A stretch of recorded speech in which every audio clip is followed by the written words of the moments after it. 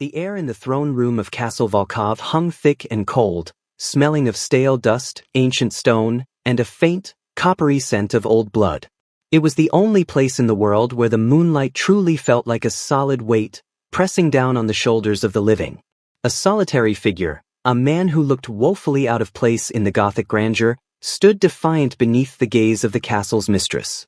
This was Caelan Stone, and he was not supposed to be here. Not alive, anyway. He wore reinforced black leather, the kind favored by those who hunt the things that hunt others, and his eyes, a sharp, unyielding gray, were fixed on the woman on the dais. She was everything the legends promised: ethereal, terrifying, and dangerously beautiful. Her gown was black velvet that seemed to absorb the weak light, and a heavy, deep crimson cape pooled around the ornate, high-backed throne. Her skin was the pale, flawless white of mountain snow, contrasting sharply with the long, silver-white hair that cascaded over her shoulders. But it was her eyes that held the true terror, two glowing rubies that promised both infinite power and eternal damnation. This was Serafina Volkov, the Blood Moon Princess, and she was amused. "You'd never survive a night." Serafina's voice was a soft, liquid whisper that nevertheless echoed through the massive chamber, carrying the weight of centuries. Her lips curved into a slow, unsettling smile that revealed the slightest hint of elongated canines. Her enormous, charcoal-black wings, edged in a terrifying crimson, twitched slightly, stirring the heavy air. "You are human. Fragile. Your pulse is a frantic drum in this silence. The very air you breathe belongs to the night, and the night belongs to me." Caelan didn't flinch. He didn't even shift his weight. The man standing opposite a creature of myth, a known slayer of mortals, should have been paralyzed by fear. Instead, he simply lifted his chin, that small, almost arrogant gesture of absolute confidence that had served him well in the shadows of the world. He reached up with his gloved hand and gently adjusted the neck of his jacket, a movement designed to show how utterly unconcerned he was. "Let's test that," Caelan replied, his voice a low, gravelly counterpoint to her silky tones. The words were not a threat, but a statement of undeniable fact, spoken with the calm certainty of a man who knows his own worth. "I didn't cross a continent, dodge your sentinels, and walk straight into your drawing room just to prove I'm scared, princess. I'm here because I want something you possess, and I'm willing to bet my life that I can take it." A ripple of low, murmuring sound went through the shadows that lined the perimeter of the room. Serafina's court, ancient, pale vampires wrapped in silk and malice, had been silent observers, but Caelan's sheer audacity was too much even for their cold composure. They were her generals, her advisors, her pets, and they looked at Caelan with a mixture of hunger and utter disbelief. Serafina raised a hand, and the murmuring ceased instantly. Her gaze narrowed, not in anger, but in calculation. A human, a mere mortal, had managed to bypass the impenetrable defenses of Castle Volkov, a feat that had not been accomplished in living memory. She was intrigued. "You interest me, Caelan Stone," she finally said, pronouncing his name with a slight, beautiful roll of the R. "Tell me, before I permit my loyal Lord Malachi to dispose of your corpse, what is it that you think you can take from me?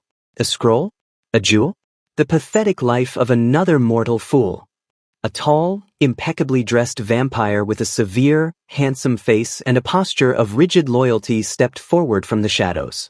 This was Lord Malachi, Serafina's most trusted, and perhaps most possessive, advisor. He looked at Caelan with unconcealed disdain, his eyes flashing momentarily red. "My queen, this insolence must be met with swift destruction," Malachi hissed, his voice sharper and less pleasant than Serafina's. "He taints the air of the castle." Serafina ignored him, keeping her hypnotic eyes on Caelan. "The price of admission to your castle, princess, is what I seek," Caelan stated plainly. "I want something taken from me years ago. Something that only a creature of your power could return. I need the life of a child you stole, Serafina, my niece. Bring her back to the land of the living, and you get my life, should I fail to survive your rules." The silence that followed was so profound it hurt the ears. Caelan's request was not for treasure, but for a resurrection, a true impossibility. Serafina leaned back slowly on the throne, the movement graceful and predatory. She let the tension build for several agonizing heartbeats, her mind clearly working through probabilities and risks. Her ruby eyes seemed to drink in Kaelin's essence, searching for the weakness that must surely exist. She found only a terrifying, stubborn will. A bold request, Hunter, she mused. The dead do not return to life at my whim, even my power has its limits. But your offer is stimulating. The life of a renowned hunter, Kaelin Stone, in exchange for a fairy tale. I rarely find myself bored, but you offer a unique diversion. She stood up, and the sight of her full height, framed by the enormous wings, was breathtakingly intimidating. She descended the few steps of the dais, moving with a silent, fluid grace until she stood mere feet from him. Kaelin could feel the cold, unnatural air radiating from her skin. Here is my counteroffer, Seraphina whispered, her breath brushing his ear, an intimate invasion that sent a shiver down his spine despite his resolve. My court wishes to see you bleed. I am tired of merely watching them feast. I want to be entertained. Survive 30 full nights in Castle Volkov. You will be provided a single room, but nothing more. You will not leave the castle grounds. You must evade my court, my traps, and my hunger. If you survive until the next blood moon, the 30th night, I will use every ounce of my true, ancient power to grant your wish, no matter the cost to myself. If you fail, I claim your soul and your blood, and I will wear your skin as a testament to your folly. She extended a pale, sharp-nailed hand towards him, her thumb stroking the back of his wrist where his pulse hammered furiously beneath the leather glove. Her eyes glowed brighter, a promise of both pleasure and pain. Do we have an agreement, Kaelin Stone? Kaelin felt the sheer force of her will, the seductive pull of her vampiric energy, trying to compel him. But he was a hunter, and he had stared down worse creatures. He forced a smile that didn't quite reach his eyes, a defiant grin of a man walking willingly into the jaws of death. He looked at her, then glanced past her at the furious face of Lord Malachi and the hungry eyes of the vampire court. He was alone, surrounded, and the odds were beyond impossible. Agreed, Princess, Kaelin said, his voice firm. Let the test begin. Seraphina's smile widened, an expression of pure, dark delight. The game had begun. The hunter was now the prey in the ultimate, deadly experiment. The guard changed immediately. Lord Malachi, radiating cold fury, gave a clipped, almost violent nod to two towering figures in dark, archaic armor. They moved with a disturbing silence, their forms melting out of the shadows to flank Kaelin. This was no longer a polite audience. He was now a prisoner and a spectacle. Kaelin felt the subtle shift in the atmosphere. The casual predatory interest of the court had sharpened into anticipation. They weren't just watching. They were waiting for the first sign of weakness. Seraphina remained on the floor of the dais, her crimson eyes tracking Kaelin's every minute movement. She was studying him, assessing the resilience of the toy she had just acquired. Take him to the South Tower quarters, Seraphina commanded, her voice dropping the theatrical flourish for a tone of brisk authority. Ensure the chamber is locked from the outside. No access to the courtyard, and certainly no access to any of my kitchens. He is to survive on his own ingenuity. His survival is his sustenance. Understood, Malachi? Lord Malachi bowed stiffly, his resentment palpable. Understood, my queen. Though I advise against granting him even that minimal space. He is a trained killer, and a caged animal is the most dangerous. Precisely, Seraphina purred, a dark amusement sparkling in her gaze. I do not want a docile lamb, Malachi. I want a worthy opponent. Let us see how sharp his teeth are when the cage is made of iron and centuries of stone. The two armored vampires, who Kaelin instantly recognized as the Strigoi, vampires of pure brute strength and limited intelligence, motioned for him to move. Kaelin offered Seraphina one last look, a look that held both a challenge and a promise of trouble, before he turned and was escorted out of the throne room. The heavy, carved doors slammed shut behind him with a resonant thud that sealed his fate within the castle's suffocating embrace. The journey through the castle was a lesson in Gothic claustrophobia. The corridors were endless, the air stale and thick with the history of violence. Tapestries depicting forgotten battles hung like shrouds, and every window was either too high or too narrow to offer any comfort of the outside world. Kaelin used the transit time not for fear, but for observation. He memorized the turns, the placement of the torches, the subtle shift in floorboards, anything that could be a landmark or a weakness. The Strigoi guards were strong but mechanical, predictable targets if it came to a fight. They finally arrived at the South Tower. The room was Spartan, heavy stone walls, a narrow cot with a threadbare blanket, and a single, high window crossed with iron bars. There was a stone wash basin and an old, cracked mirror, which, Kalen noted with professional interest, did not reflect the two guards standing behind him, confirming they were indeed purely undead. One of the Strigoi pointed towards the cot. Kalen walked in without hesitation. He turned to face them as the lock on the outside of the thick oak door ground shut with a loud, definitive clank. He was trapped. Kalen ran a quick, practiced hand over his own body, confirming the presence of his necessary tools. He was stripped of all conventional weaponry the moment he was captured. No silver stakes, no holy water, no garlic. But the hunter always carried his true arsenal within the structure of his clothing. A microfilament garrote woven into the wrist lining of his glove, several razor-thin ceramic blades hidden in the heels of his boots, and a small vial of a concentrated sedative, potent enough to slow the metabolism of even a strong vampire, tucked into a specially sewn seam in his jacket. His mind, however, was his most dangerous weapon. He moved to the window. It was small, set high above the floor, and overlooked a sheer drop onto the castle's outer wall, beyond which lay a densely packed, hostile forest. The iron bars were thick, old, and set deep in the stone. No escape that way. Kalen knew his survival depended on understanding his enemy's mind. Serafina hadn't just caged him, she had challenged his pride. He wasn't supposed to sit and wait, he was supposed to try and break out. The first test would come on the first night. Kalen settled onto the floor, his back against the cool, damp stone wall. He didn't sleep. He entered a state of profound stillness, monitoring the subtle sounds that permeated the stone. The slow, rhythmic tread of the Strigoi outside his door. The distant, mournful howl of something inhuman in the forest. And the almost inaudible, persistent whispers of the castle itself, the sounds of ancient secrets moving through its veins. Hours passed. The shift from day to the deep, oppressive darkness of the vampire's midnight was marked by the change in the moon's glow outside his window. Tonight, the moon was only a sliver, but the air felt charged, expectant. Then the test began. It wasn't the sound of the door opening, but the chilling, deliberate silence that preceded it. The rhythmic pacing outside stopped. The subtle sounds of the castle's life evaporated. Everything went dead quiet, the silence becoming a physical pressure against his eardrums. Kalen didn't move. He had already calculated his position. The cot was against the far wall. The door was the only access point. Moving would simply turn him into a sitting target. He relied on the darkness and the arrogance of his attacker. The lock groaned. Slowly, painstakingly, the heavy wooden door was pushed inward, revealing a gap just wide enough for a slender form to slip through. It wasn't Serafina.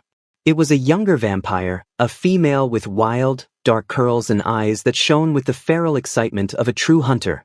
She was lithe, quick, and she moved as silently as smoke. She expected to find him huddled, terrified, or asleep. Kalen waited until her second step inside the room, when her focus was entirely on the center of the floor. He sprang from the wall, not towards her, but towards the corner opposite the door, using the momentum to throw a heavy, unseen object. It was the stone wash basin. The basin crashed against the wall next to the door jamb with a loud, unexpected crack, shattering the silence and sending shards of ceramic and stone flying. The sudden noise and distraction were enough. The young vampire hesitated for a fatal half-second, turning her attention to the source of the noise. That was all Kalen needed. He covered the distance between them in a desperate lunge, not aiming for a kill, but for a disruption. His left arm shot out, not to strike, but to wrap the microfilament garrote around the door handle, pulling it toward the frame with sudden, sharp force. His right hand plunged into his jacket seam, retrieving the small vial. The vampire hissed, realizing the trap. Her claws extended, aiming for his throat. But Kalen was faster. He rammed his shoulder into her chest, knocking the air out of her ancient lungs and driving her hard against the closing door. He simultaneously smashed the ceramic vial against her collarbone. The highly concentrated sedative, designed to absorb through the skin on contact, was instantly effective. The vampire gasped, a choked, rattling sound, her ruby eyes widening in shock. Her limbs began to tremble violently, and the manic strength drained out of her in seconds. She slid down the door, unconscious before her body hit the cold stone floor.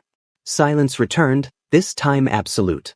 Kalen was breathing hard, his heart finally doing the frantic drumming Serafina had mentioned. He had won the first round, but the sound of the struggle would have surely alerted the outside guards. He listened intently. Nothing. The sound of the struggle must have been muffled by the thick door and the remote location of the tower.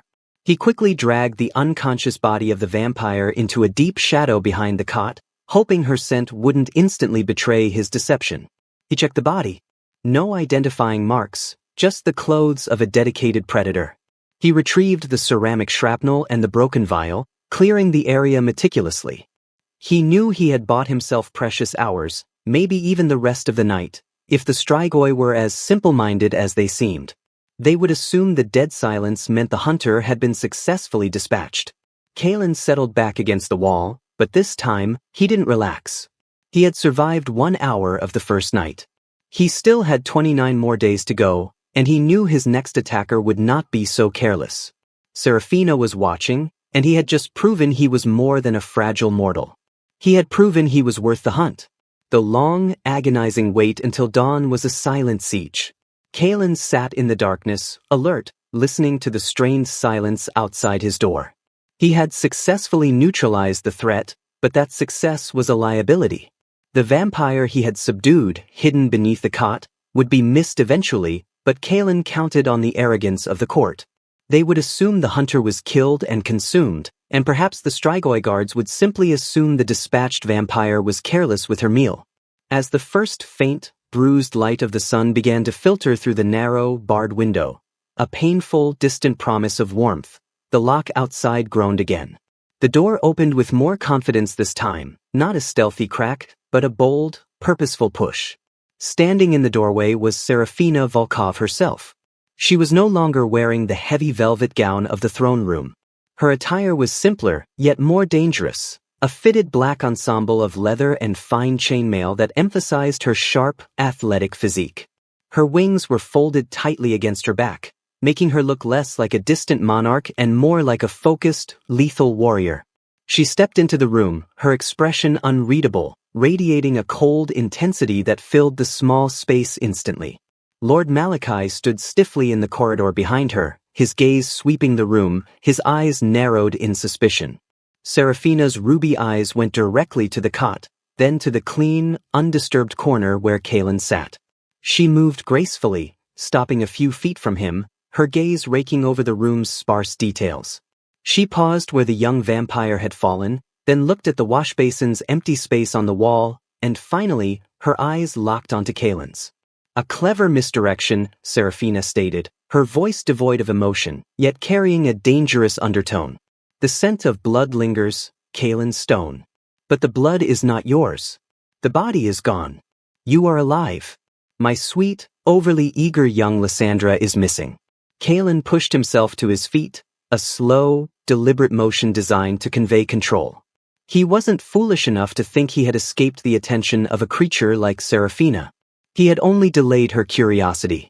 I didn't kill her, Kalen replied, his voice calm. Killing your servants wasn't part of the agreement, princess. Survival was. She made her move, I made mine. I merely put her to sleep until the sun decides it's safe for her to wake up. Serafina's pale lips twitched. Sedation? Ingenious. And where is she now, my resourceful hunter? You couldn't have carried her out of the castle. Kalen simply pointed to the cot.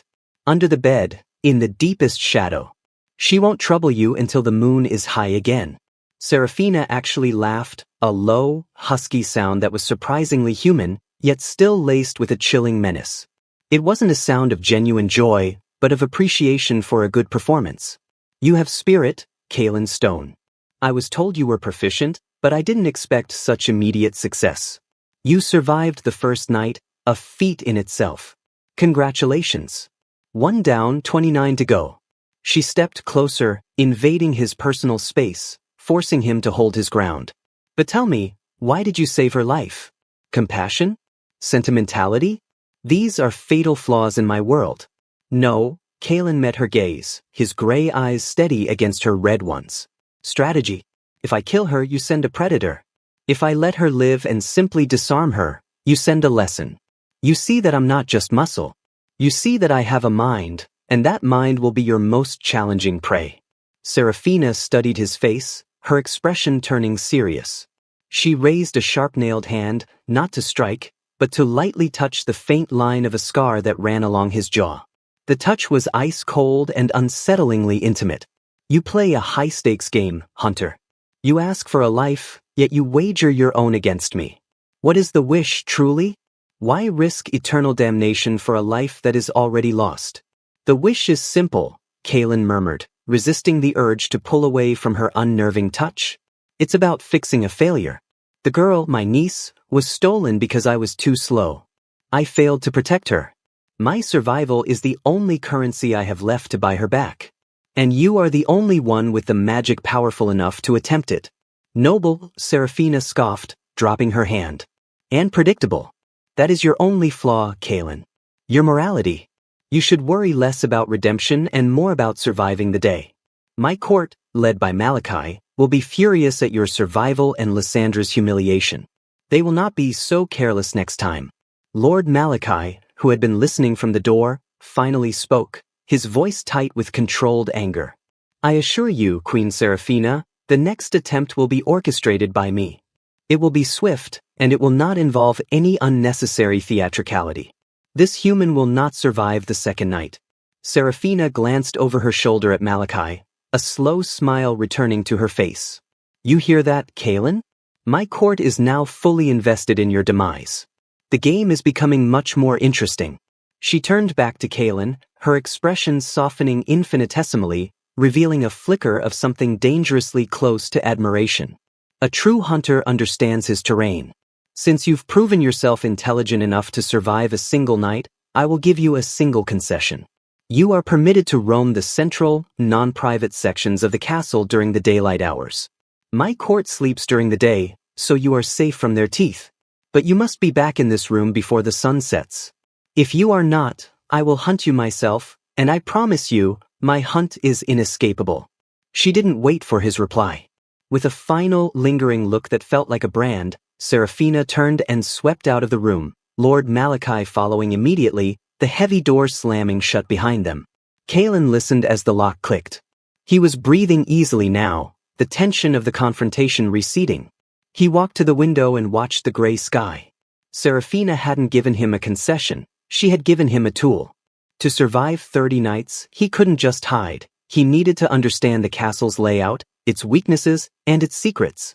He needed to find the source of Serafina's power, the magic capable of granting his impossible wish. He waited until the sun was fully up, casting a weak, cold shaft of light through the bars. He knelt down, pulled Lysandra's unconscious body out from under the cot, and carefully leaned her against the wall in the light. She wouldn't be happy when she woke up, but at least she would live. Kalen then opened his door. The Strigoi guards were gone, replaced by the silence of the sleeping castle.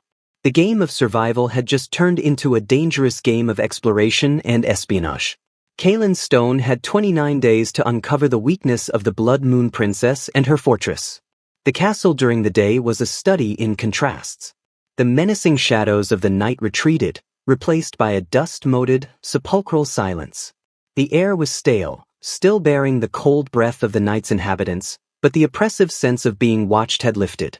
It was quiet, and in that quiet, Kalen Stone found his footing. He stepped out of the south tower, his ears straining for the slightest sound. The Strigoi guards were gone, and the heavy doors to the exterior were sealed shut. His range of movement was technically limited to the central, non-private sections, a vague term that he intended to stretch to its absolute limit. Kalen began his systemic search, moving with the practiced stealth of a predator accustomed to navigating hostile territory. He started with the main galleries, noting the high ceilings and the thick, blood-red velvet drapes that kept the weak sunlight at bay. The art hanging on the walls wasn't typical portraiture. It was a morbid catalogue of the Volkov lineage, depicting ancestors in various states of predatory grandeur, often with a frightened, pale mortal cowering at their feet. The history here was one of dominance and cruelty, a history Serafina was born into, but one Kalin suspected she wore like a heavy chain. He moved into the massive library, a cavernous chamber lined floor-to-ceiling with ancient, leather-bound tomes. This was where Kalin felt the first true stirring of purpose. Information was power, and Serafina had unwittingly given him access to her family's collective knowledge. He didn't read the titles, he scanned the spines, looking for specific patterns, texts on blood rituals, necromancy, and political histories of the ruling houses. Most of the books were written in archaic languages, but one small section, clearly a later edition, contained journals and treatises in a more modern hand. One book, bound in simple, weathered gray hide, stood out. It was a private chronicle, labeled only with a Roman numeral V. Kalin recognized the crest on the cover, the Volkov bat sigil, but inverted. He quickly tucked the book beneath his jacket. Stealing was dangerous, but essential. Next, he examined the castle's infrastructure. He found the kitchens, a vast, stone room dominated by massive, cold hearths and long, unused preparation tables. Serafina had cut off his food supply, but she hadn't cut off his access to water. He located the cisterns, noting the complex piping system that ran beneath the castle. He also found a small, secondary larder used for storing spices and herbs, some of which Kalin recognized as having strong sedative properties, a potential backup to his dwindling ceramic vial if he could process them. As he explored a long, winding back staircase, he overheard a low, hissing argument coming from a heavy wooden door. It was faint, but Kalin's trained ears caught the distinct voices of two of Serafina's court, a male and a female, not Malachi, but close allies of the Lord. She risks all for a foolish game, the male voice spat, laced with contempt. The blood moon is close. Her focus should be on the ascension, not on this pathetic human toy. Malachi is right to be worried, the female voice replied, sharper. She hasn't tasted blood in weeks, not the pure, life-affirming kind. This human is testing her control, and that is a danger to the entire line. The prophecy requires her to be uncompromised. Kalin froze on the staircase, digesting the words. The blood moon. Ascension. Prophecy. Serafina's deadly game was not just for her amusement. It was tied to a larger, imminent event, and Kalin's presence was a disruption to her necessary focus. Her vulnerability wasn't just her desire for entertainment. It was a deeper conflict between her duty to her lineage and her personal distraction. He retreated silently, his mission now twofold: survive the nightly attacks and decipher the meaning of the blood moon ascension. This was Serafina's weakness, the tightrope she was walking, and he needed to understand how to use it to save his niece without destroying Serafina in the process, a destruction he found himself increasingly unwilling to guarantee. He returned to the South Tower just as the ambient light began to change, taking on the bruised, violet hue that signaled the sunset. He secured the door from the inside with a crude wedge fashioned from a piece of old, broken furniture he had found. It wouldn't hold against the full strength of a vampire, but it would buy him a critical 3 seconds. Once locked in, Kalin pulled out the gray-bound chronicle. He flipped through the pages. The handwriting was elegant, precise, and filled with a cold, clear voice that spoke of duty and sorrow. The journal belonged to Vasilisa Volkov, Serafina's ancestor, detailing the immense strain of the Crimson Vow, a ritual sacrifice required of the ruling queen on the night of the blood moon to maintain the family's power.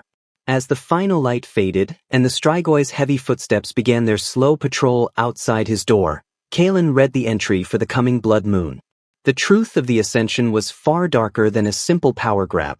It was a final, damning step into eternal darkness, one that required the voluntary sacrifice of the queen's remaining humanity. And Serafina, the journal hinted, was fighting against it. The second night arrived with a chilling precision. Kalin had braced himself, not just for a physical confrontation, but for a psychological one. He knew Malachi would not repeat Lysandra's mistake. The attack wouldn't be about brute hunger, it would be about lethal efficiency. Kalin had moved the cot, created a small choke point near the door, and armed himself with his ceramic blades, strategically placed for immediate retrieval. He was reading the journal entry on the Crimson Vow, absorbing the chilling details of Seraphina's looming destiny, when the first sign of the assault manifested. It wasn't the sound of the lock, nor the opening of the door. It was the air itself. A profound, unnatural drop in temperature, followed by the faint, almost imperceptible scent of iron and ozone. Then instead of the door, the stone of the ceiling directly above him began to crumble. Malachi had not attacked the fortifications. He had breached the structural integrity of the castle, choosing a flanking maneuver. A large section of the ceiling plaster exploded inward, showering Kalen with dust and debris. Kalen rolled violently off his position, avoiding the immediate collapse. Descending through the breach, not with brute force, but with a controlled, elegant drop, was Lord Malachi. He landed silently, his black boots barely dusting the stone floor. He was not alone. Behind him, standing on the edge of the large hole, were two of his most loyal, heavily armored court members. They would cut off retreat while Malachi engaged. Amusing, Malachi hissed, his voice dangerously smooth. You actually believed the princess's flimsy challenge allowed for survival? It was meant to be a swift execution, Hunter. But you chose to delay. Now you pay the price for that arrogance. Malachi didn't waste time on conversation. He moved faster than Kalen had anticipated, a blur of dark-tailored fabric. Kalen barely registered the movement before Malachi's strike, a precise, bone-jarring kick aimed at his ribcage. Kalen blocked it with his forearms, the impact sending a spike of blinding pain up to his shoulder. Malachi's strength was far beyond Lysandra's. It was the power of centuries of cultivation. Kalen retaliated immediately, ignoring the pain. He sprang back, using the momentum to draw one of his ceramic blades. The non-metallic nature of the blade made it undetectable until it was too late. He feinted high and struck low, aiming for the tendon in Malachi's knee. Malachi was too fast. He didn't just dodge, he vanished, reappearing instantly behind Kalen. Malachi grabbed Kalen's arm, twisting it with devastating force, disarming him of the blade, which clattered uselessly on the stone floor. Ineffective, Malachi sneered, his breath cold on Kalen's neck. I know you're kind, mortal. Your little trinkets mean nothing against true power. Just as Malachi prepared the killing blow, intending to crush Kalen's spine, Kalen executed the unexpected. He didn't fight the twist, he amplified it. He dropped his weight, wrenching his shoulder, and head-butted Malachi in the face with savage force. The impact wasn't enough to injure the vampire, but it was enough to stagger him. Kalen broke free and scrambled towards the only piece of heavy cover, the stone chimney piece. He grabbed the chronicle he had hidden moments before and placed his back against the stone, breathing hard. You're fighting your queen's fight, Malachi, Kalen gasped, using the brief reprieve to regain his composure. She wants entertainment. You want my corpse. You're undermining her, not helping her. Malachi straightened, wiping a non-existent smear of blood from his perfect jacket. His eyes burned with fury. I protect the lineage, which is more than she is doing, dallying with mortal toys. She is distracted by this farce when the blood moon demands her focus. Your survival is a threat to the ascension itself. The ascension, Kalen repeated, his voice low and pointed. He pulled the gray chronicle from behind his back, holding up the inverted crest for Malachi to see. The Crimson Vow. The sacrifice of the queen's remaining humanity. Vasilisa Volkov wrote about it. She feared it. She tried to find a way out. Malachi's composure shattered. His eyes widened, a flicker of genuine shock crossing his features. The mention of the chronicle and the private details of the Crimson Vow, a secret known only to the most ancient court members, was a profound blow. Where did you get that? Malachi roared, lunging forward, his movements no longer controlled, but desperate. Kalen knew he couldn't survive another close-quarters fight. He didn't run, he threw the book. Not at Malachi, but into the breach in the ceiling, directly into the view of the two Strigoi guards who were hovering above. You should read it, Malachi, Kalen shouted, baiting the vampire's obsession with power and legacy. It's about how to avoid turning your queen into a bloodthirsty puppet for your court. The distraction was minimal but effective. Malachi hesitated, his attention split between Kalen and the location of the sacred, dangerous journal. A sharp, dominating voice cut through the violence from the doorway. cold, and instantly silencing. Enough. Serafina stood in the doorway, her massive wings fully unfurled, filling the entire frame. The sight of her, terrifying, incandescent, and absolutely enraged, stopped both Malachi and Kaelin mid-motion. Her ruby eyes were blazing with a power Kaelin had not yet witnessed. The air vibrated with her fury. "Malachi," Serafina commanded, her voice a whip of pure ice. "You broke my explicit command. You attacked him in a way designed to destroy my rules. You dared to bring down my own castle on a challenge I issued." Malachi immediately dropped to one knee, but the defiance still simmered in his eyes. "My queen, I was ensuring the integrity of the line. This human is an unacceptable variable before the blood moon. His presence risks everything. My control is not negotiable, Lord," Serafina hissed, taking a slow step forward. "And you questioned it. You questioned my authority in my home. You will stand down. Or face the eternal consequence of treason." The air crackled. Malachi knew he was beaten. He bowed his head deeply. "As you command, my queen." Serafina did not look at Kaelin, but she spoke the final instruction clearly. "Return to your duties, Malachi. He survives this night. You will not approach him again without my direct, verbal order.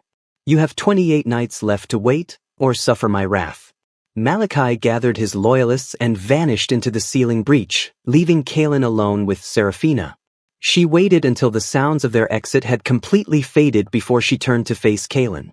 Her anger was gone, replaced by a devastating weariness. She looked at the hole in the ceiling, the damaged room, and the ceramic blade near the fireplace.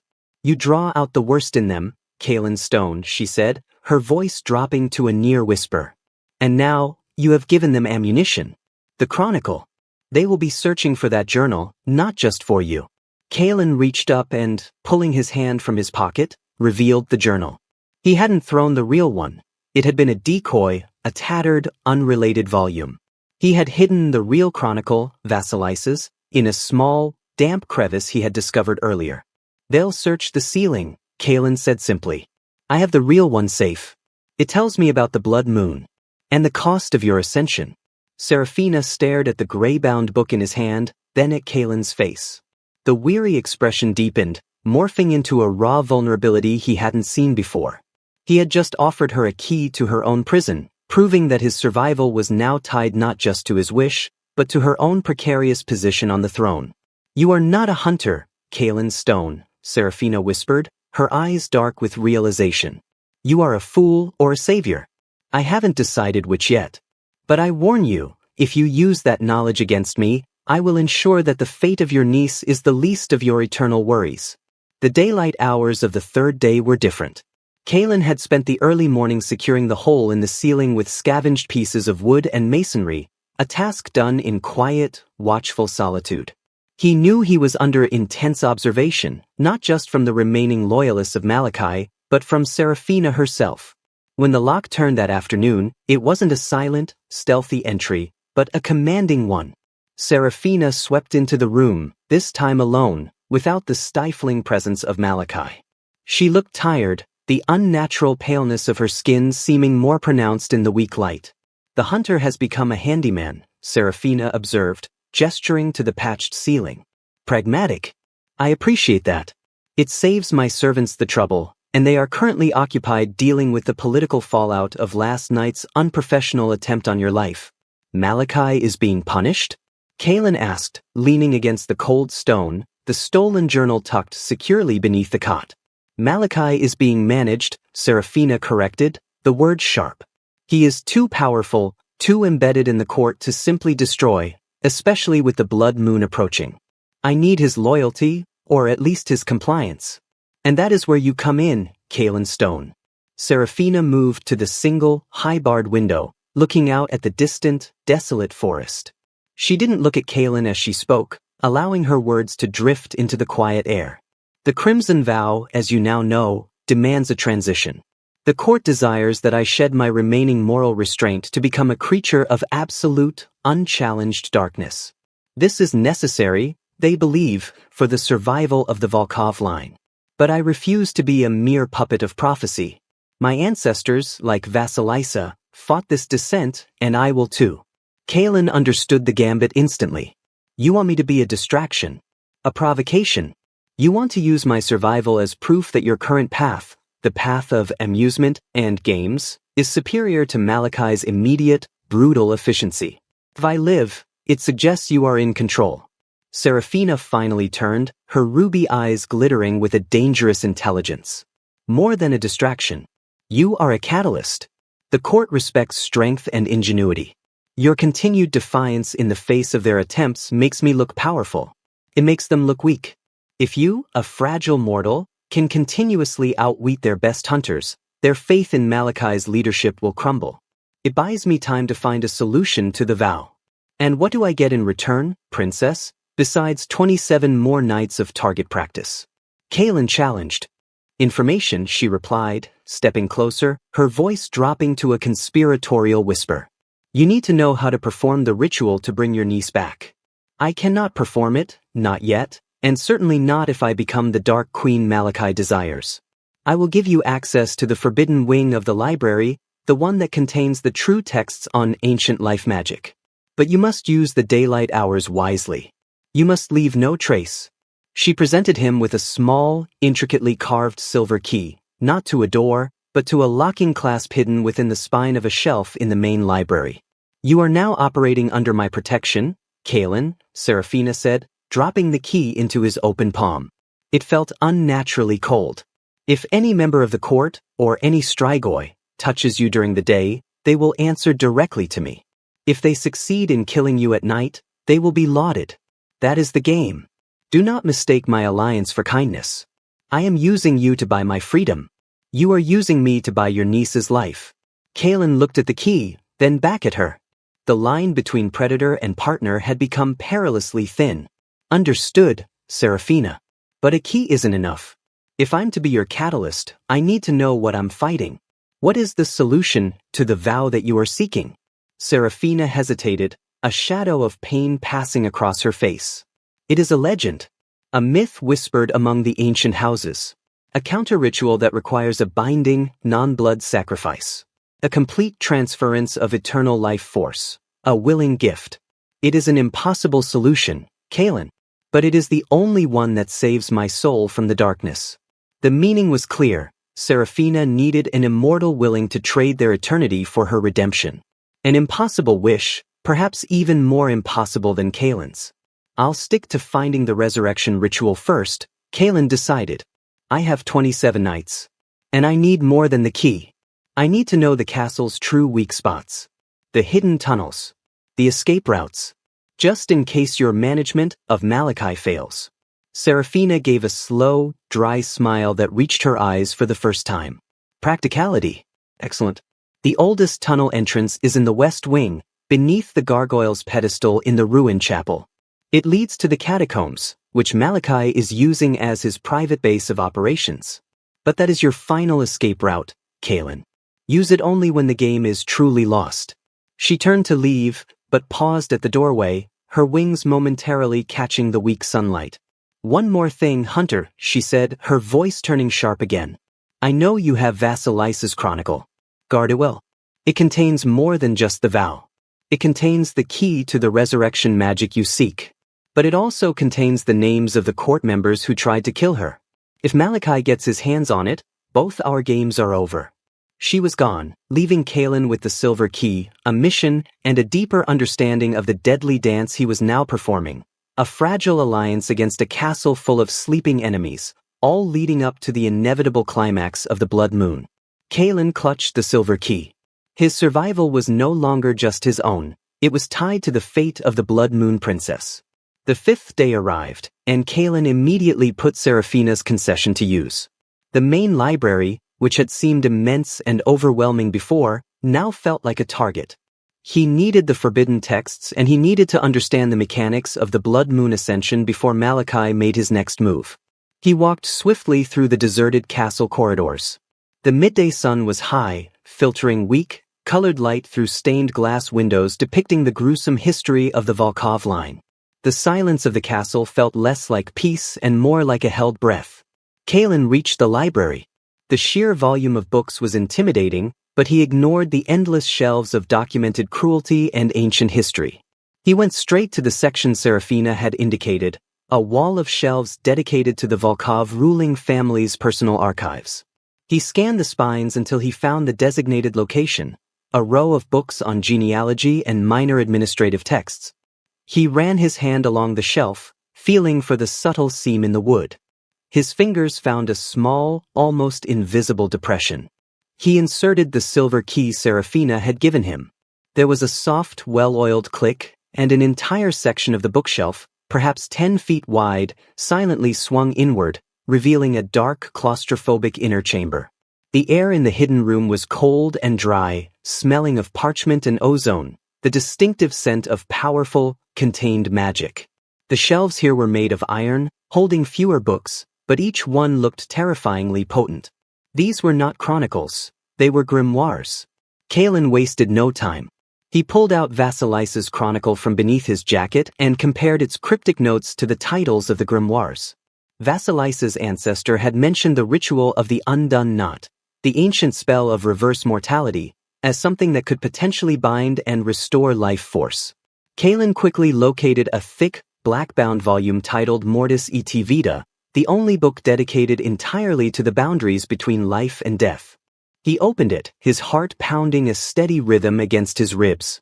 The text was intricate, written in a swirling, archaic script, but Kalen was a quick study in the language of the arcane, a necessity in his profession. The ritual was brutally complex, requiring not only Serafina's power but also a focused life essence, a complete, willing surrender of one living being's soul to guide the dead soul back. He realized the awful symmetry of his initial bargain. Serafina had agreed to attempt the impossible, knowing the ritual likely demanded the sacrifice of his life force to bring his niece back. His death was the intended cost, regardless of whether he survived the 30 nights. Kalen was so absorbed in tracing the diagrams of soul transference that he failed to notice the subtle disturbance outside the hidden chamber. He only realized his danger when the light in the outer library suddenly vanished. Not faded, vanished. The heavy velvet drapes across the library's massive windows had been pulled shut, plunging the entire room into an impenetrable, artificial night.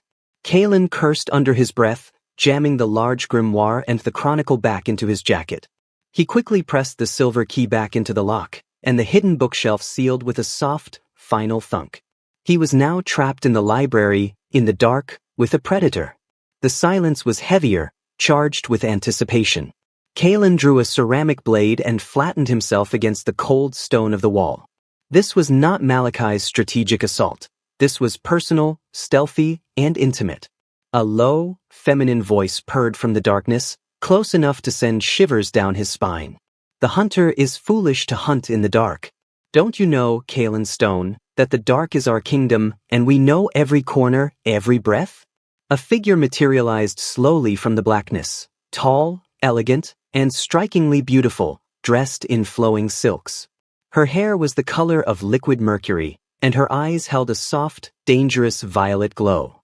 This was Lady Viridian, a key member of Serafina's inner circle, known for her speed and hypnotic influence. She was part of the court that Malachi was trying to rally. Viridian, Kalen acknowledged, his voice strained but steady. I thought you preferred the company of poetry and wine, not the grim business of assassination. The princess's strange little game has become tiresome, Viridian whispered, circling him slowly, like a viper studying its prey. Her voice was pure temptation. You are a disruption, a dangerous variable in the Volkov equation. Malachi is too crude. I, however, appreciate an elegant solution. The easiest way to break Serafina's spirit is to eliminate her pet. She lunged, not with claws, but with a seductive, lightning-fast embrace.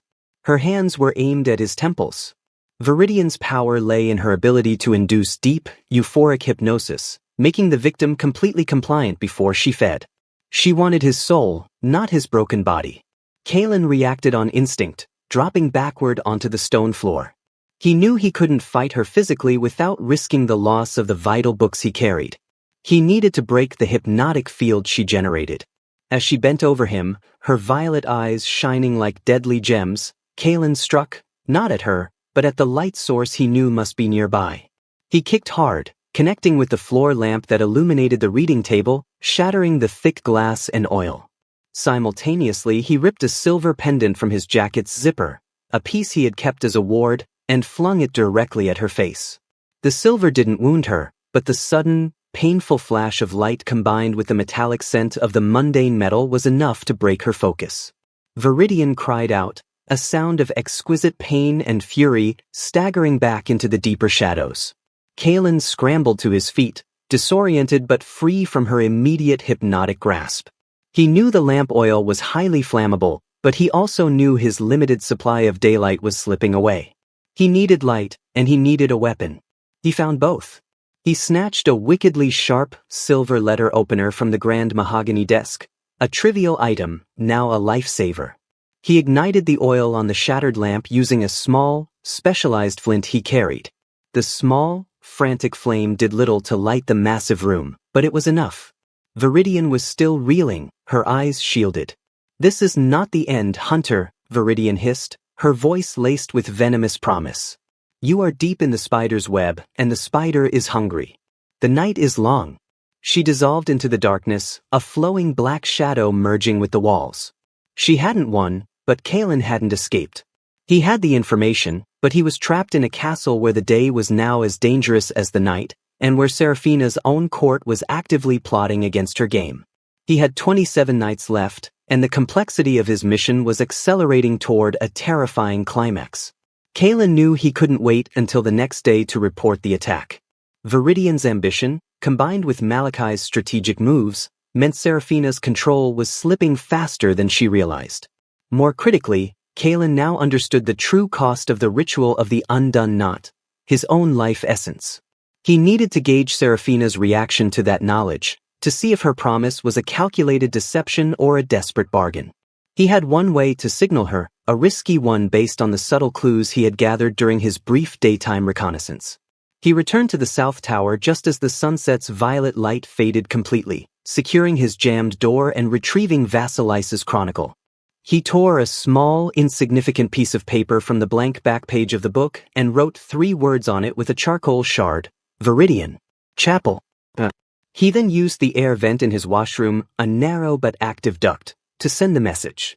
He knew the air vent opened near a communal, unused bathing chamber far down the hall, a section Seraphina occasionally used for solitary contemplation, if the court rumors he overheard were true. It was a shot in the dark, a desperate gamble that relied on her being either close enough or observant enough to notice the unnatural draft caused by the paper. He waited, the silence of the night pressing in. Hours crawled by.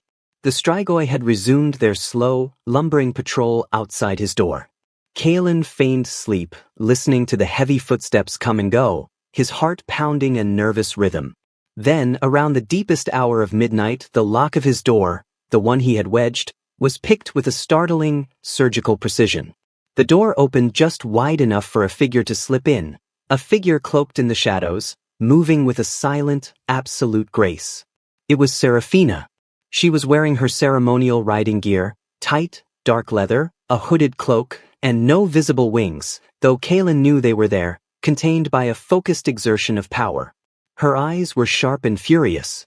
"You have 5 minutes, Kalen Stone," she hissed, her voice barely a breath. "The risk you have taken by signaling me is monumental. If Malachi or any of his followers discovered this, it would be treated as a conspiracy and your game would end in mutual execution. Viridian tried to kill me in the library today." Kalen cut straight to the point, ignoring her warning. "She sealed the room, plunged it into darkness, and tried to hypnotize me. She failed, but she mentioned the Ascension and that my presence is jeopardizing your control."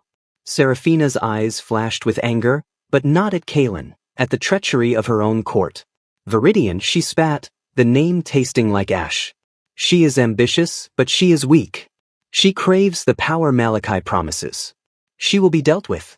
I gave you my protection during the day. They are testing the boundary of my command."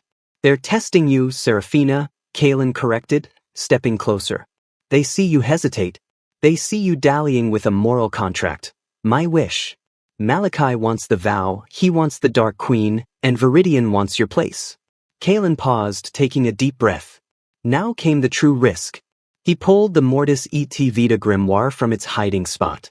I accessed the forbidden texts, he said, laying the massive black book on the small cot. I read the ritual of the undone knot. He looked directly into her luminous eyes. The ritual requires a living soul to willingly give itself to the void to guide the dead soul back. It requires my life essence to bring my niece back. You knew the cost. Serafina did not flinch. She did not attempt to lie. She met his gaze with a cold, desperate honesty. Yes, Kalen. I knew the requirement. It is the only way the ritual works. A complete transference. I offered you an impossible wish, and I offered my power to facilitate it. Your survival in my castle until the 30th night is the only way to earn my commitment to attempt the ritual. I never promised you survival after the ritual was complete. So the whole game was a long execution, Kalen concluded, a faint, bitter smile playing on his lips. I had a feeling. The whole game was a long bargain, Serafina corrected, her voice taking on a fierce intensity. You want your niece's life. I want to avoid eternal, mindless servitude to a dark legacy. Your sacrifice provides a means for your niece's life, and my commitment to the ritual prevents me from becoming the monster that would kill you simply for sport. This bargain is the only tether I have to my remaining humanity, Kalen. Your life, freely given, is a beautiful and terrible thing. It is the perfect, noble-hearted sacrifice to deny the vow. Her vulnerability, though wrapped in monstrous logic, was profoundly affecting. She wasn't just using him, she was relying on him to maintain her own moral edge against the darkness consuming her. All right, Kalen conceded. Then the meeting is still necessary. You and I need to solidify our alliance against your court. I have found an entry to the catacombs beneath the ruined chapel. Malachi is using it as his base of operations. If he is consolidating power, he is preparing for a coup before the blood moon. I need to get inside, and you need to know what he is planning. Serafina stared at him for a long, silent moment, assessing the raw, suicidal courage of the man standing before her. Go to the chapel when the moon is at its zenith, she commanded, her voice regaining its iron strength. I will be waiting. You will show me the entrance. If you betray me, if you try to escape or contact your outside world, I will know. And I will ensure your niece's soul is lost to me forever. She didn't wait for a reply. She turned, melting back into the shadows she had arrived in, and the heavy door was silently secured. Kalen was left alone in the dark room, with the cold print of the Mortis et Vita grimoire burning on the cot. He had 25 nights left.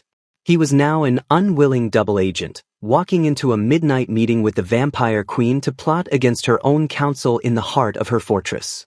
The game of survival had turned into a full-scale, life-or-death political war, and Kalen Stone was Serafina Volkov's only mortal ally. The moon reached its zenith, a silver disk hanging low and cold over the ruined spire of Castle Volkov. Kalen moved silently through the deserted corridors. He had left the south tower not by the door, but through the small, unused fireplace chimney, having tested the integrity of the smoke-caked stone earlier. He was now relying entirely on his stealth and Serafina's promise of nocturnal protection. Any Strigoi or court member he encountered would be free to kill him, unless Serafina was physically present to command otherwise. The ruined chapel was in the desolate west wing, a structure mostly open to the elements, scarred by some ancient, violent confrontation. Stone pillars were shattered, and the grand altar lay toppled, choked by moss and thorny weeds. The air here was fresher, carrying the scent of damp earth and the wild, untamed forest outside. Kalen reached the center of the chapel. Serafina was waiting, standing beside a collapsed marble statue, her cloak blending perfectly with the deep shadows. She looked less like a queen and more like an ancient sentinel. "You are late, Hunter," she murmured, her voice a low hum. "Punctuality is a virtue in a time of treason." "I was checking the watch rota of the Western Sentinels," Kalen replied, emerging from the darkness. "They are tighter than usual. Malachi is deploying his forces." Serafina gave a curt nod, accepting the information as payment for his tardiness. "Show me the entrance." If Malachi is consolidating his loyalists, he is preparing to strike soon. The blood moon is too close for this infighting. Kalen moved to the broken pedestal of a massive, wingless gargoyle statue, half buried in the rubble. He knelt down, running his hands over the base. The carvings here aren't decoration, they're markers, Kalen explained, pushing aside a clump of thick ivy. This pedestal is hollow. The original builders often used the lowest part of the spire as an access point to the foundation tunnels before sealing the structure. This one was sealed haphazardly. He located a small, almost invisible fissure in the stone and pressed a specific sequence of points he had observed in Vasilis's chronicle drawings, a series of runic pressure marks. There was a low, scraping sound of stone grinding on stone. The pedestal base shifted a few inches, revealing a dark, square opening into the earth, leading to a steep, uneven set of stairs. The cold, fetid air that rushed out smelled strongly of mildew, old earth, and a faint, metallic tang Kalen recognized as ancient vampire residue. The catacombs, Seraphina breathed, stepping forward, her eyes narrowed. This has been lost for centuries. A perfect, dark sanctuary for a conspirator. He's using it to gather forces outside of your visual reach, Kalen confirmed. We need to know the extent of his forces and if they're just court members or imported mercenaries. Seraphina looked at the dark opening, then back at Kalen. The risk of sending him down there was enormous. The risk of going herself was catastrophic. A queen caught infiltrating her own catacombs could be politically devastating if caught. I cannot descend, Seraphina stated, her voice tight with frustration. The tunnel is too narrow for my wings, and if Malachi's men are down there, I cannot afford to be trapped in close quarters without the ability to fight at full capacity. She looked Kalen in the eyes, her gaze demanding trust he hadn't yet earned. Go, Kalen Stone. Go down and assess his forces. Find his communications, his plans, and any evidence of his collusion with the outside world. This is no longer about your survival. It is about the balance of power in my domain. If you do this, I will owe you more than just a ritual. I will owe you my throne.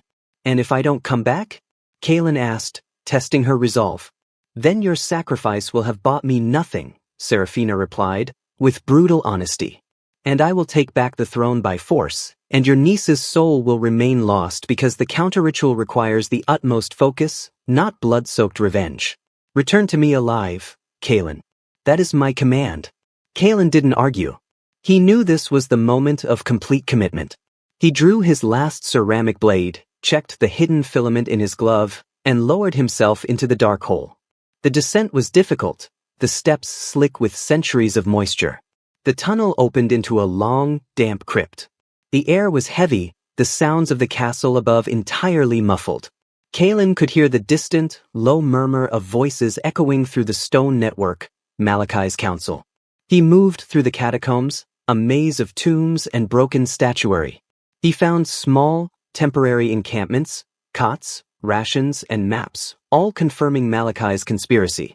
The maps were the most damning. They outlined strategic points of the castle, not for defense, but for assault, focusing specifically on Seraphina's private chambers and the throne room.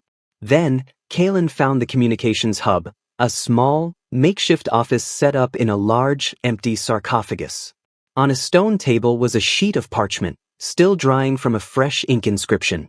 It was a formal decree, bearing the Volkov sigil, but Malachi's personal seal was affixed below it. The decree was titled, Edict of Provisional Authority. It proclaimed Seraphina Volkov mentally unstable and unfit to rule due to her unnatural obsession with mortal affairs and her failure to adhere to the Crimson Vow. It named Malachi as the regent, to assume all powers until the blood moon, at which point Seraphina would be relieved of her duties permanently. The timing was the crucial detail. The edict was set to be delivered and enacted 3 nights from now, 4 days before the blood moon. Malachi was not waiting for the blood moon to strike. He was preempting it, forcing Seraphina to abdicate before the ritual could even begin. Kalen tucked the decree into his belt, knowing it was the undeniable evidence Seraphina needed. But as he turned to retreat, he heard heavy, deliberate footsteps approaching his location. He didn't have time to hide.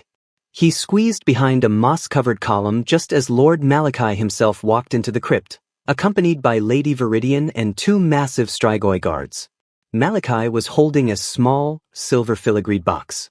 He opened it, revealing a shimmering, pale blue liquid. The Queen suspects something, Malachi murmured to Viridian, his voice filled with cold calculation.